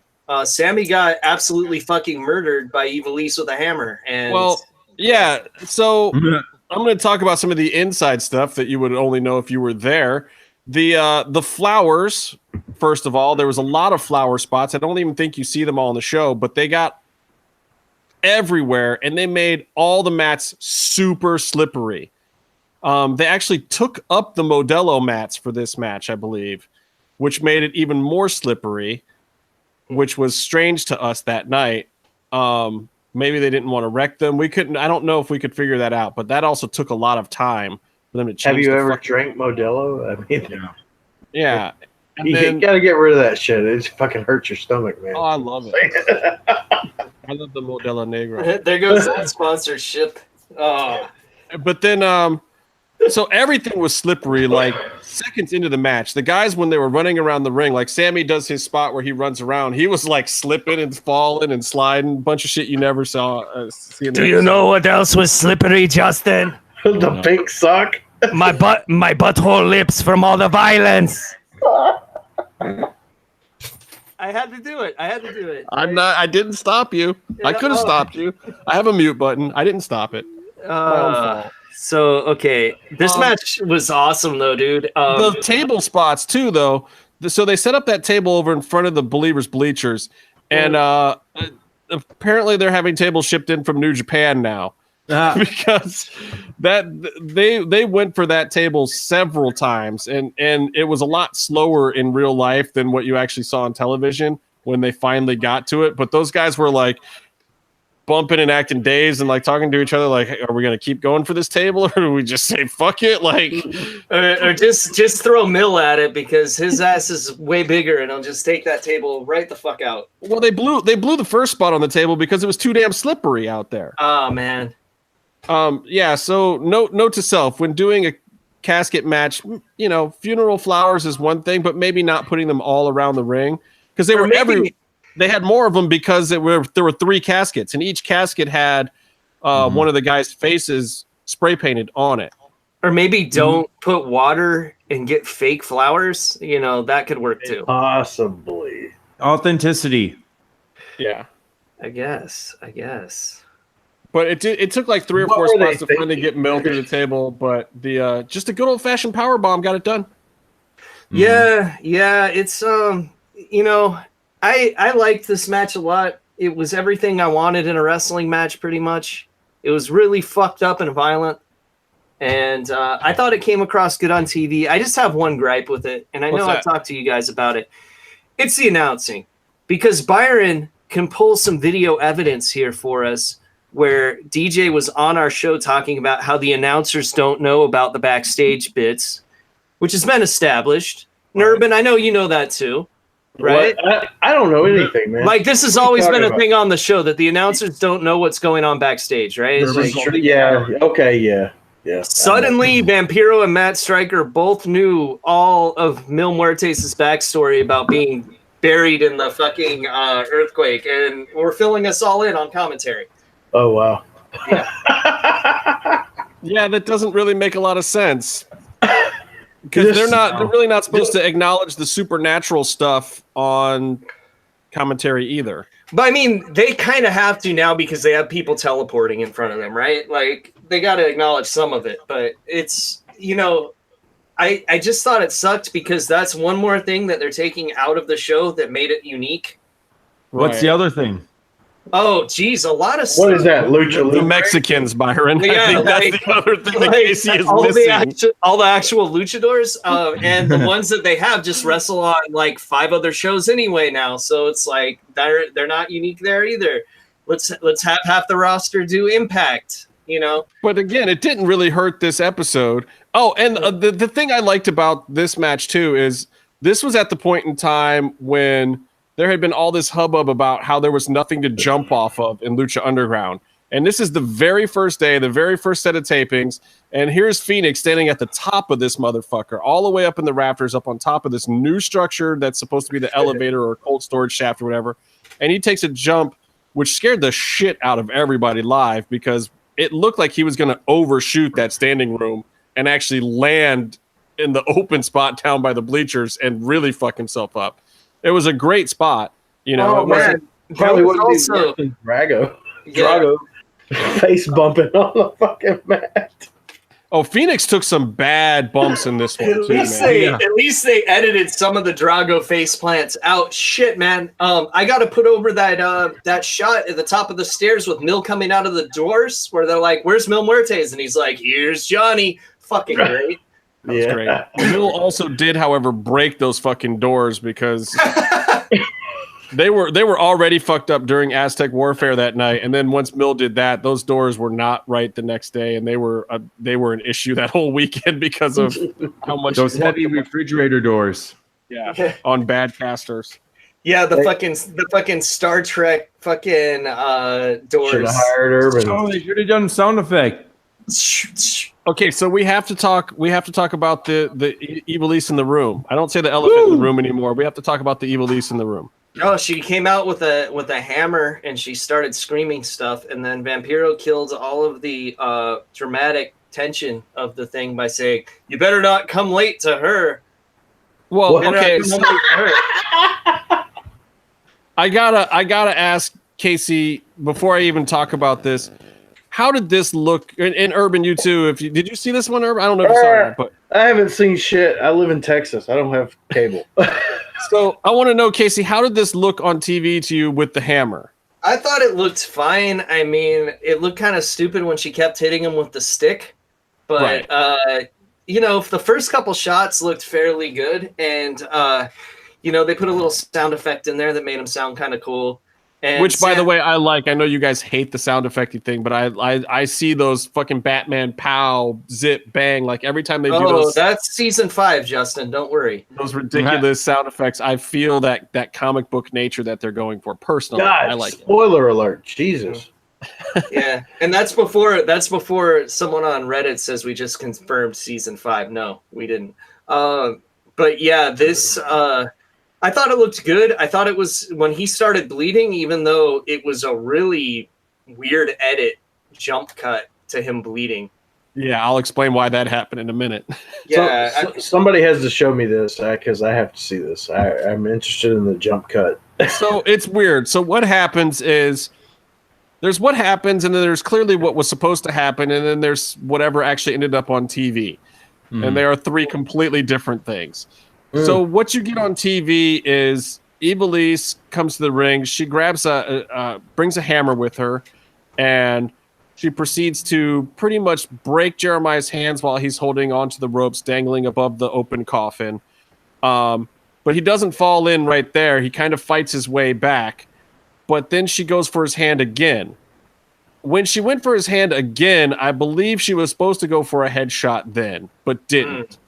That third time she went for the hands broke the hammer, which you see on the show. We thought that they were going to probably edit that out, and then have Marty put it a few seconds later, for what you see on the show, she's taking the butt end of it and kind of doing the Triple H sledgehammer version of hitting somebody, and kind of knocks him into the coffin with the butt end of the hammer. But doesn't hit him too hard because I think she's afraid she's going to break what's left of the prop. And then they kind of close the casket and move on.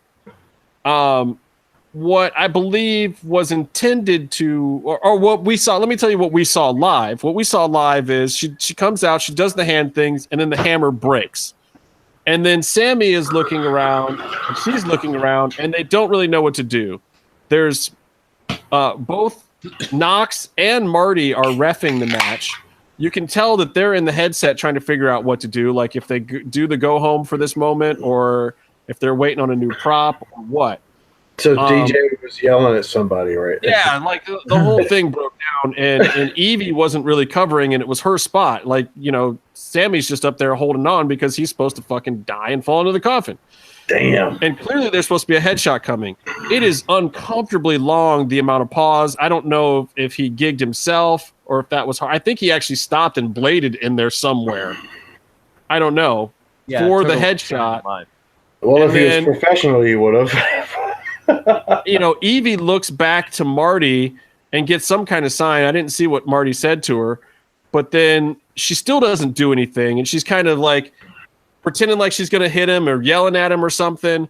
And then Sammy finally says under his breath, like, just fucking hit me or go ahead and just do it or something.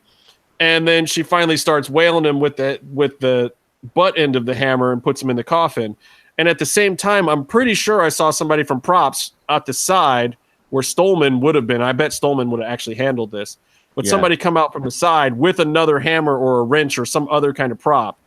Because clearly the spot was that she was literally supposed to murder him. She was supposed to bash his fucking head open. Oh, wow. And murder the guy. But that spot didn't happen that way, and they put him in the coffin, and the crowd was dead. Everyone was confused. We didn't understand if he was eliminated because you could feel that nothing went the way it was supposed to go in that moment. And this is, one of the 2 go-home spots in the fucking match. Yeah. Right. Wow. Horrible. And I don't know if Evie caught shit about it in back or if it was not even necessarily her fault. It's a bad prop. These fake fucking hammers. That's a prop fault. Yeah. But if she broke it on his head, that would have been kind of cool. But this is well, again, but she did, and I think that's part of the problem. Like, we've seen props break before, but you got to know how to cover. Like the second the prop breaks, you start wailing him with the handle.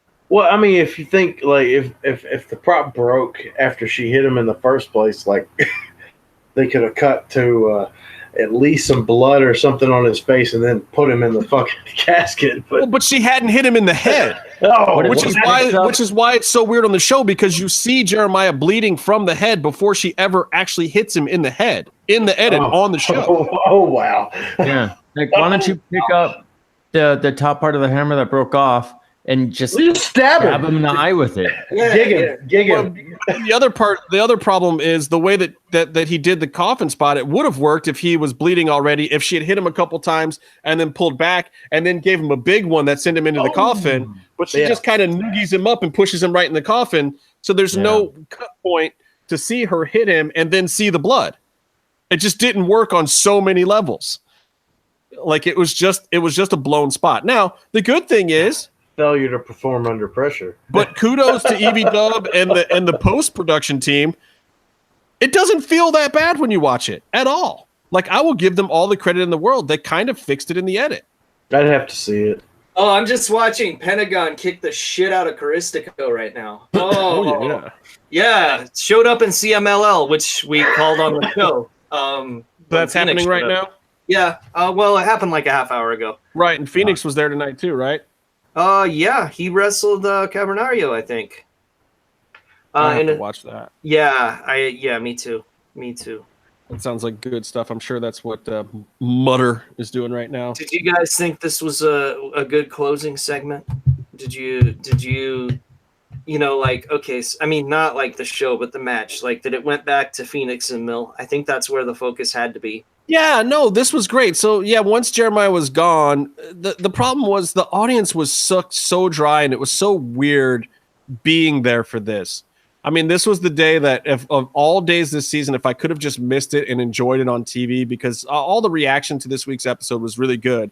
But for me, it was hard to kind of watch it back knowing what it felt like when we were there and how exhausted we were and how much we wanted to be into the match, but it was almost a distraction for us at that point. Everyone just kind of wanted to go home. Even Vic was right next to me like, man, I don't know about Lucha anymore, And it was just one of those moments where it was just kind of like, Not Dreads Vic, Urban, other Vic. No, other Vic. Either one, though. I mean, they both have been to hell of Lucha Underground. I guess that's the problem of switching locations. Yeah, it was just that night, and they couldn't change, like they couldn't edit in, reactions. That was right. And honestly, it felt more off in the premiere episode. I don't think this episode on TV feels bad at all. I think it's actually a very good representation. Oh no, I mean, there were a couple weird little things, but it was a great episode. Yeah. I still think last week's was a better episode overall, but this one was really good. I have a question for you guys about the three-way to the grave match. Did they make it more green yellow in the color? I think those lights on. Or was the whole show? No, it was that way that night in the room. Yeah, I mean they did, and I don't think that continues. I felt like that was something in the room. Or was it that match? It definitely wasn't in the. It wasn't in the Sonny and Jack match for sure. No, it was just that match, Byron. I think. Remember, they changed the lights when they did the processional. You guys don't even see the processional on TV either. They did a big processional with the people and the masks and the. Yeah, Justin's least favorite thing about these matches. Right. It was really cool, and they cut it out. I was very happy about that.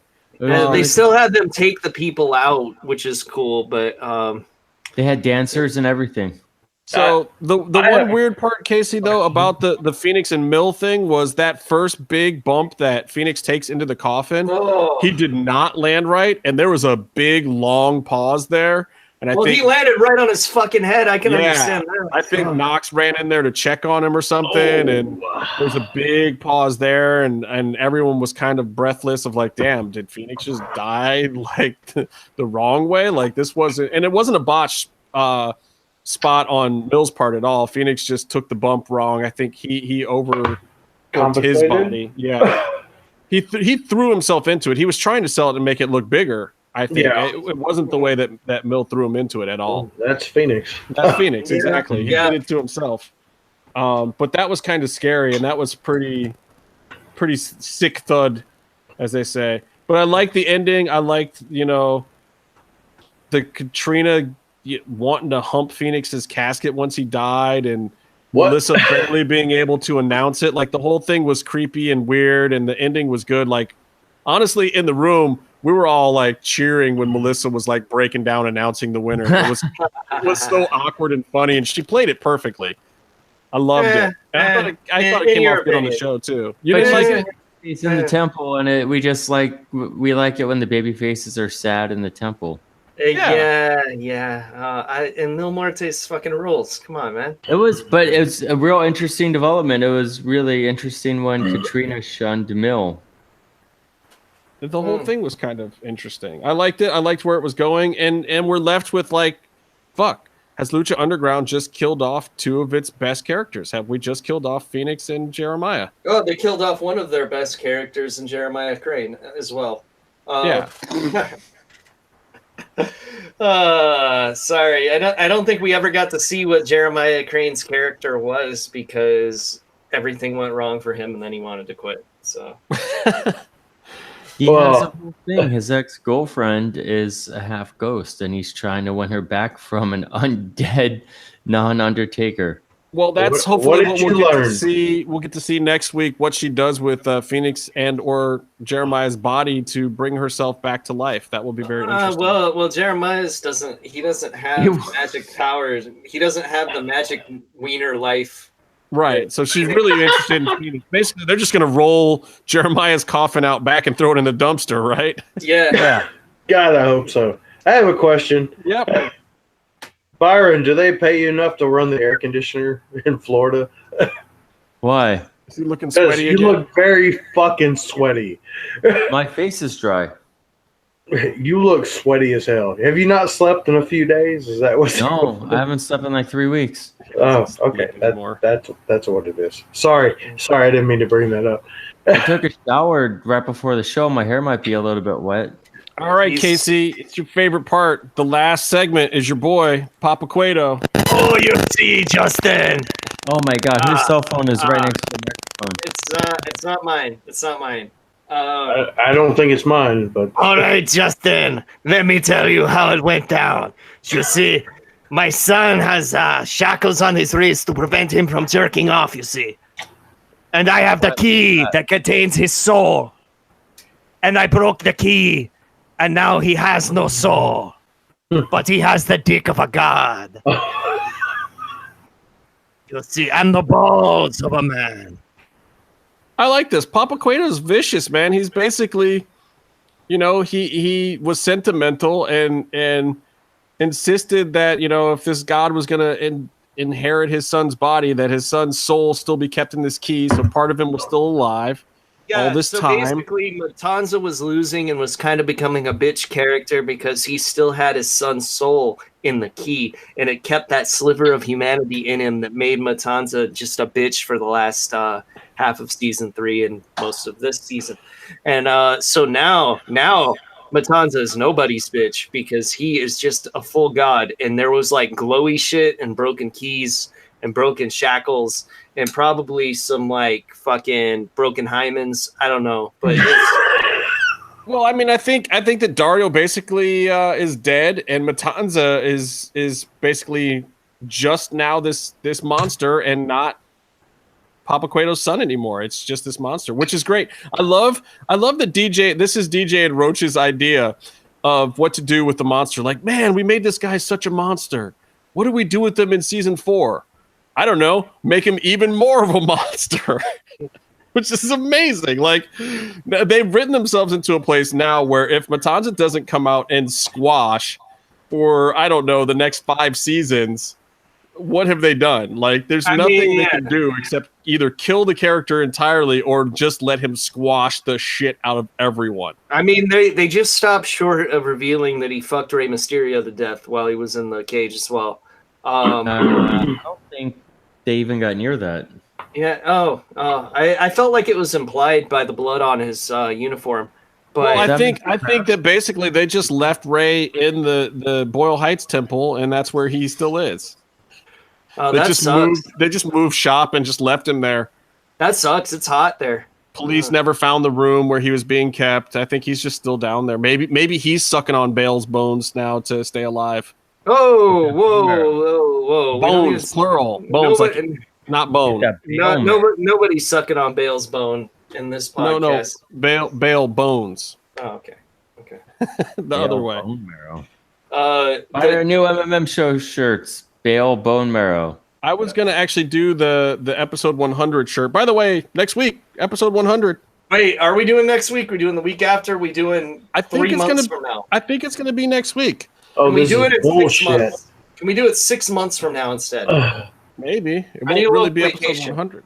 We could do episode 101 next week, and then just whenever we want, do 100 and just slide it in there. No. Okay. Quit. Yeah. You keep copying the heels. That's fine. Is that what you guys did? Yeah. Whatever. I couldn't tell because you guys had done like 130 episodes by the time we were done. Yeah. It was we did more than that. I thought you guys had lost count and you were like, oh shit, we should have done a 100th episode at some point. Let's just do it now. Okay, well, I still know that 99 was Famous B, but whatever. Famous B was 99 for you guys because he was actually supposed to be on tonight too, and that would have been he would have been 99 on both shows. That would have been hilarious. Yeah.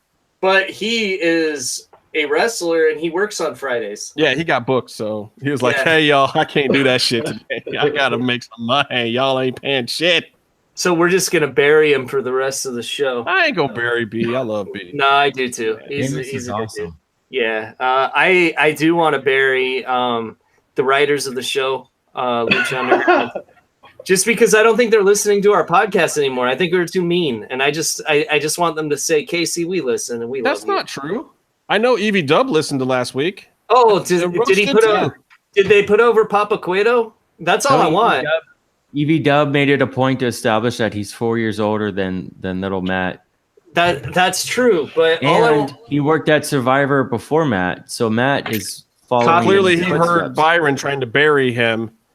And don't forget, Chris Roach has Big Brother on the air right now, and they're at the part of the season where pretty much all he's going to do is work and not sleep. Is DJ working on Big Brother this season?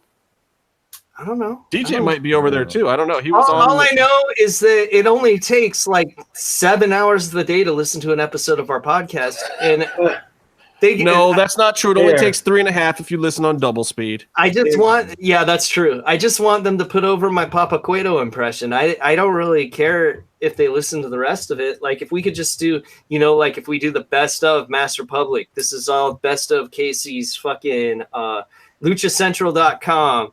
Casey's Papa Cueto impressions. Man, that would rub a lot of people the wrong way. Talking about fucking colonics and fucking meat curtain ring skirts and shit.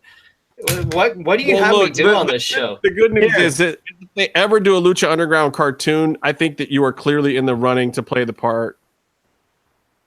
This is good because I was always mad at the Rock and Wrestling Hulk Hogan cartoon because you know who Hulk Hogan was on that? It was fucking Brad Garrett from Everybody Loves Raymond. He was Hulk Hogan on that show because Hulk Hogan didn't want to fucking do it. That's perfect casting. I love that. I love everything about that. Here you go. I got you, man. I got you. If they're not listening, they should listen because Urban shows up from time to time, and they love Urban. That's true. That might actually get DJ to listen to the show. Yeah. Probably not. So I probably should berate DJ a little bit. Here. Who's DJ? Go out there and dance in your little fucking, stripper outfit. Whatever, DJ, you fucking whatever. God damn. Get out there and dance in your shit. Urban's out here doing things in Texas. Fuck you. Fuck boy. Blah, blah, blah. You just called DJ a fuckboy. That's B-O-I. Heal for life. I like it. Heal for life, baby. Oh man. The Twitter sphere is blowing up about this episode. Actually, no, it's not because they're all talking about CMLL right now. That's probably right. That seems about right. We should rename our podcast CMLL. Oh, dude, yeah. And we should get Dorian to trademark it. Be like, I will quickly say my predictions for UFC 226, which is going to be not this Saturday, but the following Saturday. But we'll probably be too wrapped up doing episode 100 stuff. Oh wait, yeah, because it's the 4th of July weekend, so it'll be the big fan festival and all that shit. Yeah. Yeah, but the main event is Cleveland Steve, as I like to call him, Stipe Miocic, versus Daniel Cormier. Which we know how that's going. Is interesting. I mean, I got Stipe, but obviously Cormier has never lost at heavyweight. People forget that shit. Cormier used to be a heavyweight. I know he's the light heavyweight champion right now, and he's moving up for this fight. But I mean, that Strikeforce tournament, he won that shit, and he's never lost at heavyweight. The only reason he left heavyweight is because his boy Cain Velasquez was the heavyweight champ. Honestly, UFC. The more heavy. Where is Velasquez now? Man, that dude's knees have not held up for 2 fights straight in his whole career. Man, I gotta say that DC, the more heavyweight he gets, the more he turns into Carl Winslow, and it's disturbing the shit out of him. And he's gonna tell Cleveland Steve to go home, Justin. All right. Go home, go home, go home. Cleveland Steve is gonna drink some Stipe Weisers. Stomp a mud hole in his ass. Who the fuck is this Stipe guy, Justin? Is he the guy from oh fuck. What's the band? What's REM. The band? REM. Fuck. I already ruined the joke. I'm sorry. Know. Michael Stipe joke was on point and you fucking ruined it. That's a really good band. Have you heard the song The Great Beyond? Oh my god. What's the frequency? Byron's fired. Has Byron heard Green Day? Have you heard the song Man on the Moon? What? Green Day? Have you heard the song Everybody Hurts? I got Max Holloway in the featherweight title fight over Ortega. I know Ortega's a beast. I think this is a close one, but I'm still taking Holloway. That's one I wouldn't put money on. It's really not. You really don't. I mean, Ortega is undefeated, right? Or just got... Yeah, he's still undefeated, I believe, 13-0. Or undefeated in UFC at least. Shit. There's always a first time for everything. I mean, I think that first time is going to come at Max's hands because Max does have some defeats, one of which is to Conor McGregor. But I think what Max has learned is stuff that can't be taught until somebody hands it to you. And he learned how to fall the fuck down. He learned how to stay down on the fucking mat. I love it. When is Conor coming back, that son of a bitch? He's supposed to be fighting Khabib eventually. He's tied up in the judicial system. Yeah, I think so. True. Then you got the most black-on-black crime fight of all time. Fucking Francis Ngannou versus Derek Lewis. Like, this is just mean. This is making the two most vicious black men on the planet fight each other for dinner. Yeah, because if you're a black man named Francis, you got to learn how to fight. And you can. I mean, these two dudes have been just knocking people's heads off. And it's like, Derek Lewis claims to be the Black Beast, but that's basically the title that's on the line here. Whichever guy wins this fight is actually the Black Beast. He gets to keep that crown. Somebody's going to get knocked the fuck out, and it's going to be in a spectacular fashion. That's not going to be a fucking 3-round fight. No. And then you got it's going to be spectacular. And then you got the battle of guys that could have been something but currently aren't, of Michael Chiesa and Anthony Pettis. I think Chiesa wins it because Chiesa could still make something out of himself. I think Pettis is just done. I think he's on the way out, man. And you know how little I believe in Duke Rufus's camp. We saw what they did with 4 years of CM Punk. Nice work, guys. Way to make him into a fighter after 4 fucking years.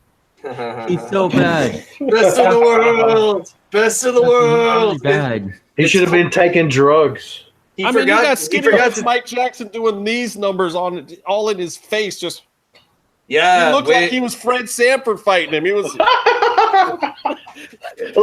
Come on, you can't beat the Fred Sanford, and you're supposed to be a professional fighter. Yeah, and then he's like, "Oh, hee," and he knocked him out because he's a fucking king of pop.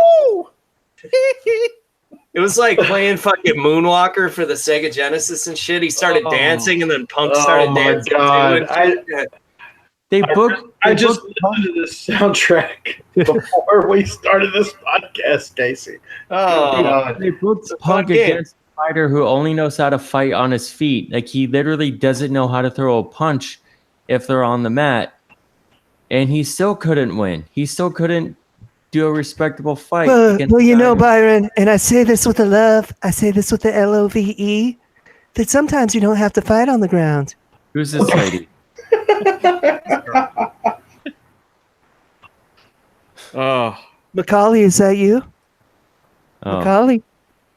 I'm just saying, Punk decidedly lost to like half of a fighter because he's like 1/8 of a fighter at most. I got one word for you, Byron, and that's Shamon. Here's what I'm going to say about WWE this week, and it ain't much. Can I say something? Yeah, go for it. Look, you get fucking Krista Joseph's bitch ass back on this podcast, and then you bring me back in here, and I'm going to talk some shit to that motherfucker. Well, I will tell you what. If he comes on the show next week for the 100th episode, which I hope he does, I will definitely get you on here to... Well, it's only fitting that I come on for the 100th episode anyway. Yes. So it's perfect. It's perfect. It's going to be... Hey, Byron, how many people can we have on Google Hangouts at once? Have we ever... I believe that it's... 53? I think it's 8, but I'm not completely sure. It might be 8. All right, well, we'll see. We're going to try to see who we can get in this motherfucker. All right, let me talk. Thunder Rosa's Twitter right now. She said, "Thank you for all the support given to us in the last 2 years, moving into the next phase of our lives." I think her and Brian and Sabotage might be. Yeah, I'll have to ask her. I've heard some rumblings that they're taking some different avenues and some different approaches on things, but maybe we'll get Mel to fill us in on what's exactly going on with Sabotage. Yeah. I mean, yeah, she's got an open invite on the show whenever she can come on. Well, she definitely wants to come back on. I'd like to have her on when we get a little more into whatever's going to happen with her on Lucha Underground this season and see a little bit of what's happening, because we could talk to her at any point in time. But I'm really hoping there's an episode or two where she actually wrestles. Come on, DJ, what the fuck? The girl can go. Can we get her in the ring?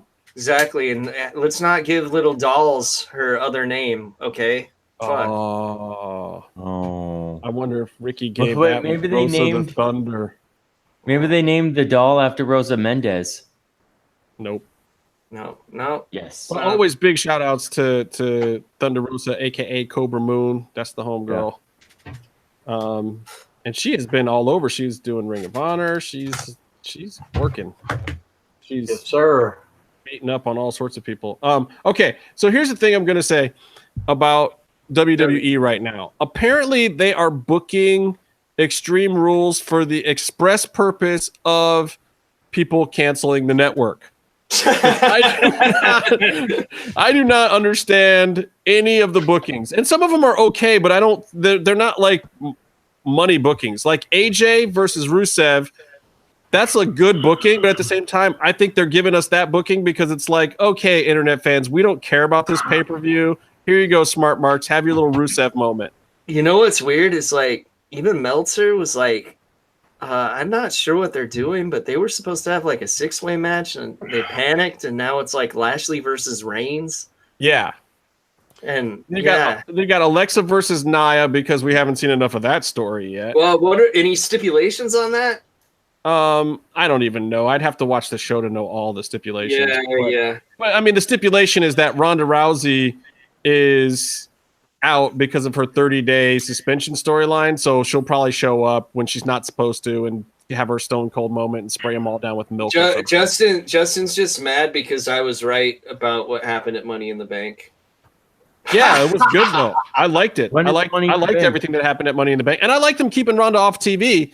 But the 30-day suspension puts her outside of building anything for Extreme Rules, which is just stupid. Like if this was a real pay-per-view and they didn't have network, this couldn't be happening. No, this show wouldn't be going on. This is like, I would rather go back and watch old episodes of Sunday Night Heat.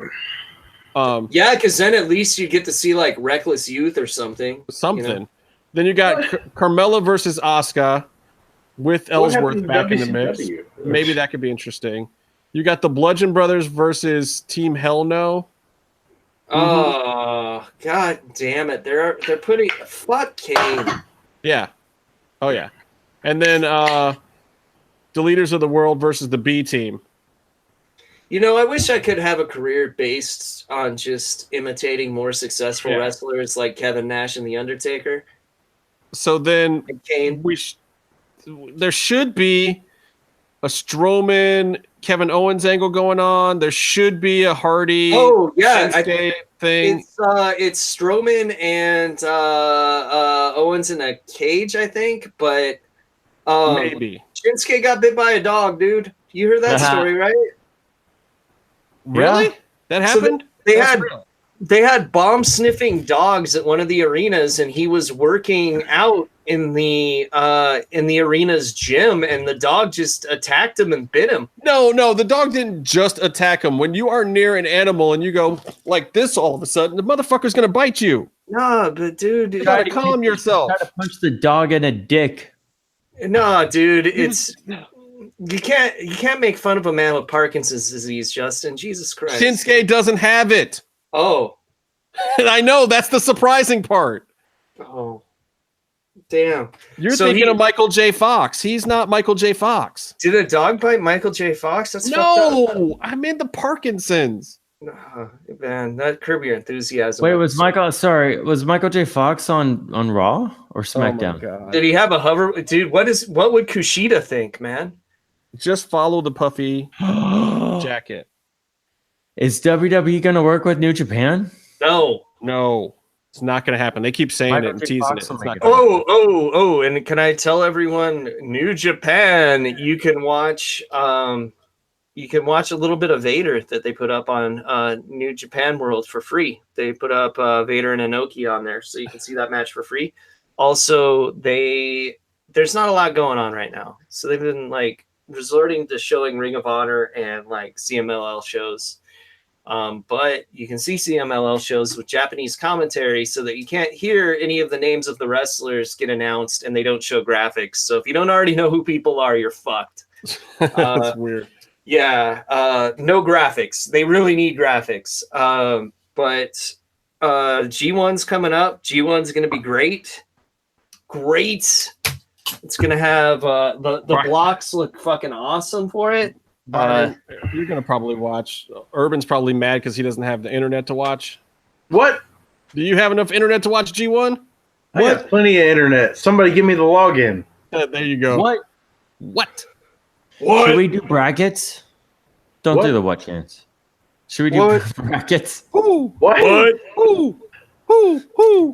No, I'm genuinely confused. Please stop. Lord. Impact this week wasn't as good as some of the previous weeks have been, but it wasn't bad. I really like where they're going with the LAX shit right now. Mm-hmm. Conan's a fucking mastermind right now. And next week we get the debut of a certain Killer Cross. Oh, really? At this point, I don't even care. Like, I don't even need to see him in the ring. Like, he could just keep doing skits and vignettes. They're scarier than him in the ring. Seriously, what's Hernandez doing? What's he doing? Dude, I heard he came back to Lucha Underground. He was just in the Battle Royal, and they edited all of his offense off of television, so he just got pinned in 5 seconds. Yeah. Wow. Well, he's still on the Triple H underground too. He still got paid. Yeah, he did.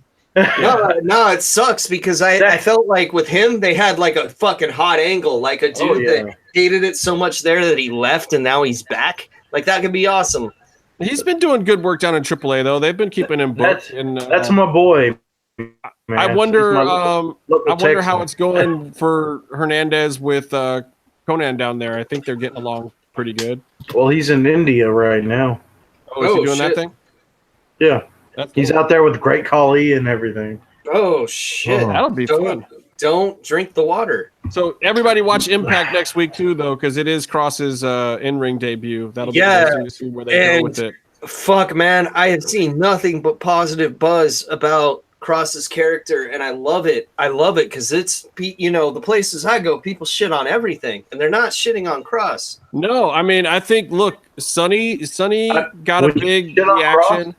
and Cross got a big reaction. Both of those two debuts are really hot. Swagger got a pretty big reaction, but some people were definitely still kind of like Swagger and Lucha Underground, so we'll have to see where that one goes. But it was still big news when it happened. I mean, I think the debuts right now in Swagger. Hey, I gotta give props because we got someone in the chat named Duke Togo 13. Golgo 13 is the fucking shit. Top secret episode. What's played by Sonny Chiba in the film version, motherfuckers. There we go. That is a shout out. If you were ever going to get a shout out, that is the shout out right there. He never gave me that. That's for sure. No. We've never. Casey's never sold for any of us. Are you kidding me? Yeah, I only sell for strangers. So we'll see. Like the whole. There was only that one time, I guess. Oh, I'll tell you what. Here's one. I don't know if you heard about this information or not, though. Josh Barnett got himself out of his UFC contract, as did Lyoto Machida, who is now Machida has signed with Bellator, but Barnett is free and clear, and he's kind of saying he wants the Fedor fight maybe in Bellator, or maybe to go to Ryzen, or maybe fight in the Kumite. Yeah, Kumite. Yeah, that's Josh Barnett. Barnett, yeah. Rip a head off a monkey and choke you with it because he's a crazy son of a bitch. That man is not gonna rest until he dies at Tom Poe's hands. And yeah. Oh, he's man, so funny because Josh Barnett is amazing because he will be just as excited to do a complete worked match as he will to do a legit death match and not care about anything in between. He loves wrestling all the way to actual death matches. Like, Yeah, I'm sure he has man. snuff films in his closet of men killing each other with their bare hands. Okay, I think now that we've crossed the line.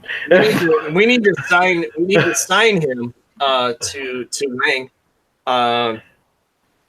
I'd like to get him on board for he can be our deathmatch champion. And I want to say I'm surprised that Lyoto Machida already signed a contract because he was free to drink his piss anywhere, and now he's got to drink his piss in Bellator only. Oh God. Oh my God! And they're talking about doing a middleweight tournament, or is it welterweight tournament? Another tournament like they're doing with the heavyweight tournament in Bellator 2, where finally we should get Paul Daly versus MVP. That should probably finally happen. What was Machida doing in the UFC anyway? It was just he just a won gatekeeper. He won his last fight against Vitor Belfort in a Legends match, basically. Yeah, and he was drinking some piss. But he's going out on a big win over a named guy. I mean, not that Vitor isn't past it now, but God damn, it's not usually the kind of guy in the past. The old UFC would have never let that guy go. You know how fucking old you make me feel? I mean, you're way older than me, but you know how old you make me feel when you say that Vitor Belfort is just old and had it? I've been watching that guy fight since he was like 19. Right. Jesus. Well, I'll put it in perspective for you. You are older than me. When Vitor first stepped into the cage, he was younger than me. And now he's older than you. And he's a washed-up has-been. No, Vitor is still younger than me, which is amazing. Lyoto Machida is actually my age. I'm younger than you.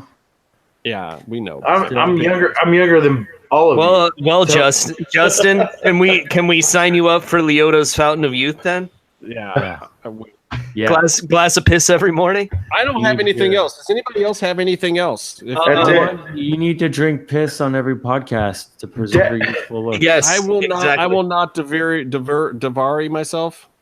Let's put the poll on the Twitter to see if that's what the people want. Death match between Urban and Lyoto Machida. And also, With Big Dick Johnson as the referee. You heard it here. Exactly. You guys heard it here first that for episode 100 of the podcast, Justin is going to drink 3 cups of his own urine. Yeah, and for authenticity, you're going to see him pee it. So he's not like doing the apple juice trick. Nope. Not going to do that. It's totally not sexual. You just got to do it. Yeah, I mean, if he's taking a piss, he's just, we'll put like a little card up or something. Yeah. Yeah. He's got it. He's professional. This camera on my computer doesn't have a wide enough lens for you to see that. First of all, I got a camera over here next to me. Just fly me in. Camera away from Justin. Vic. This is not. For anybody who's still watching this episode, or for the talent that are making towns and listening to this in their cars right now, I apologize for everything that's happened for the last 2 hours. And if you're the talent making towns, just tweet at Lucha Gringo and say, KC, I really like your Papa Cueto impression. How about this? How about this? If you're an indie talent and you're making towns and you're tweeting about wanting people to give you recognition for driving to a show, no one gives a fuck. And also, if you're just a cool person driving to a show, drive a little faster right now and see what happens. Where are you going with all of these things? Get to the show sooner. You'll have someone. On a real note, Byron Turk been smoking crack? Maybe you'll see some stop signs. All right. On a real note, on a real message to talent, if anybody wants to be on episode 100 or wants to send in a message, a pre-tape, or anything for episode 100, shoot at MMMshow 75 a message. We'll hook it up. Yeah, we're gonna try to have a bunch of people roll through. We're gonna try to play some messages from some talent. We're gonna try to have some fun with this episode 100 thing because it only happens once, and that is the next episode after this. And it happened like 5 times for the Hills. Make it interesting. Yeah, it'll be cool, man. If any of you guys know Sid and want to get him to chime in, he's not going to be here. No, see, Urban, we fucked up because we actually have numbered all of our episodes, so there's a we can't get around it. We can't do what you guys did. They did like 4 episodes, and then it was episode 100, and then at episode 65 they did episode 100 again, and then at episode 100 they went backwards to try to get young and do episode 100 again. Hey man, look, I'm not saying we haven't done 300 episodes, but we haven't done 300 episodes.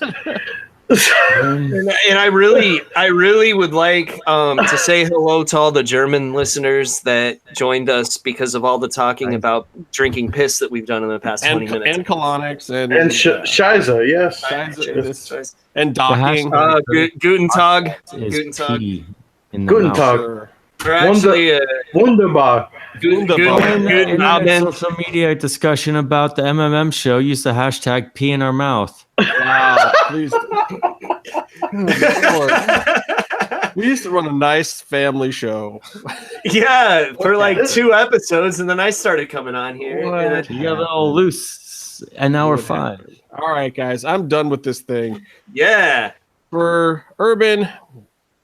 Wait, you never did your tag. Who the hell are you?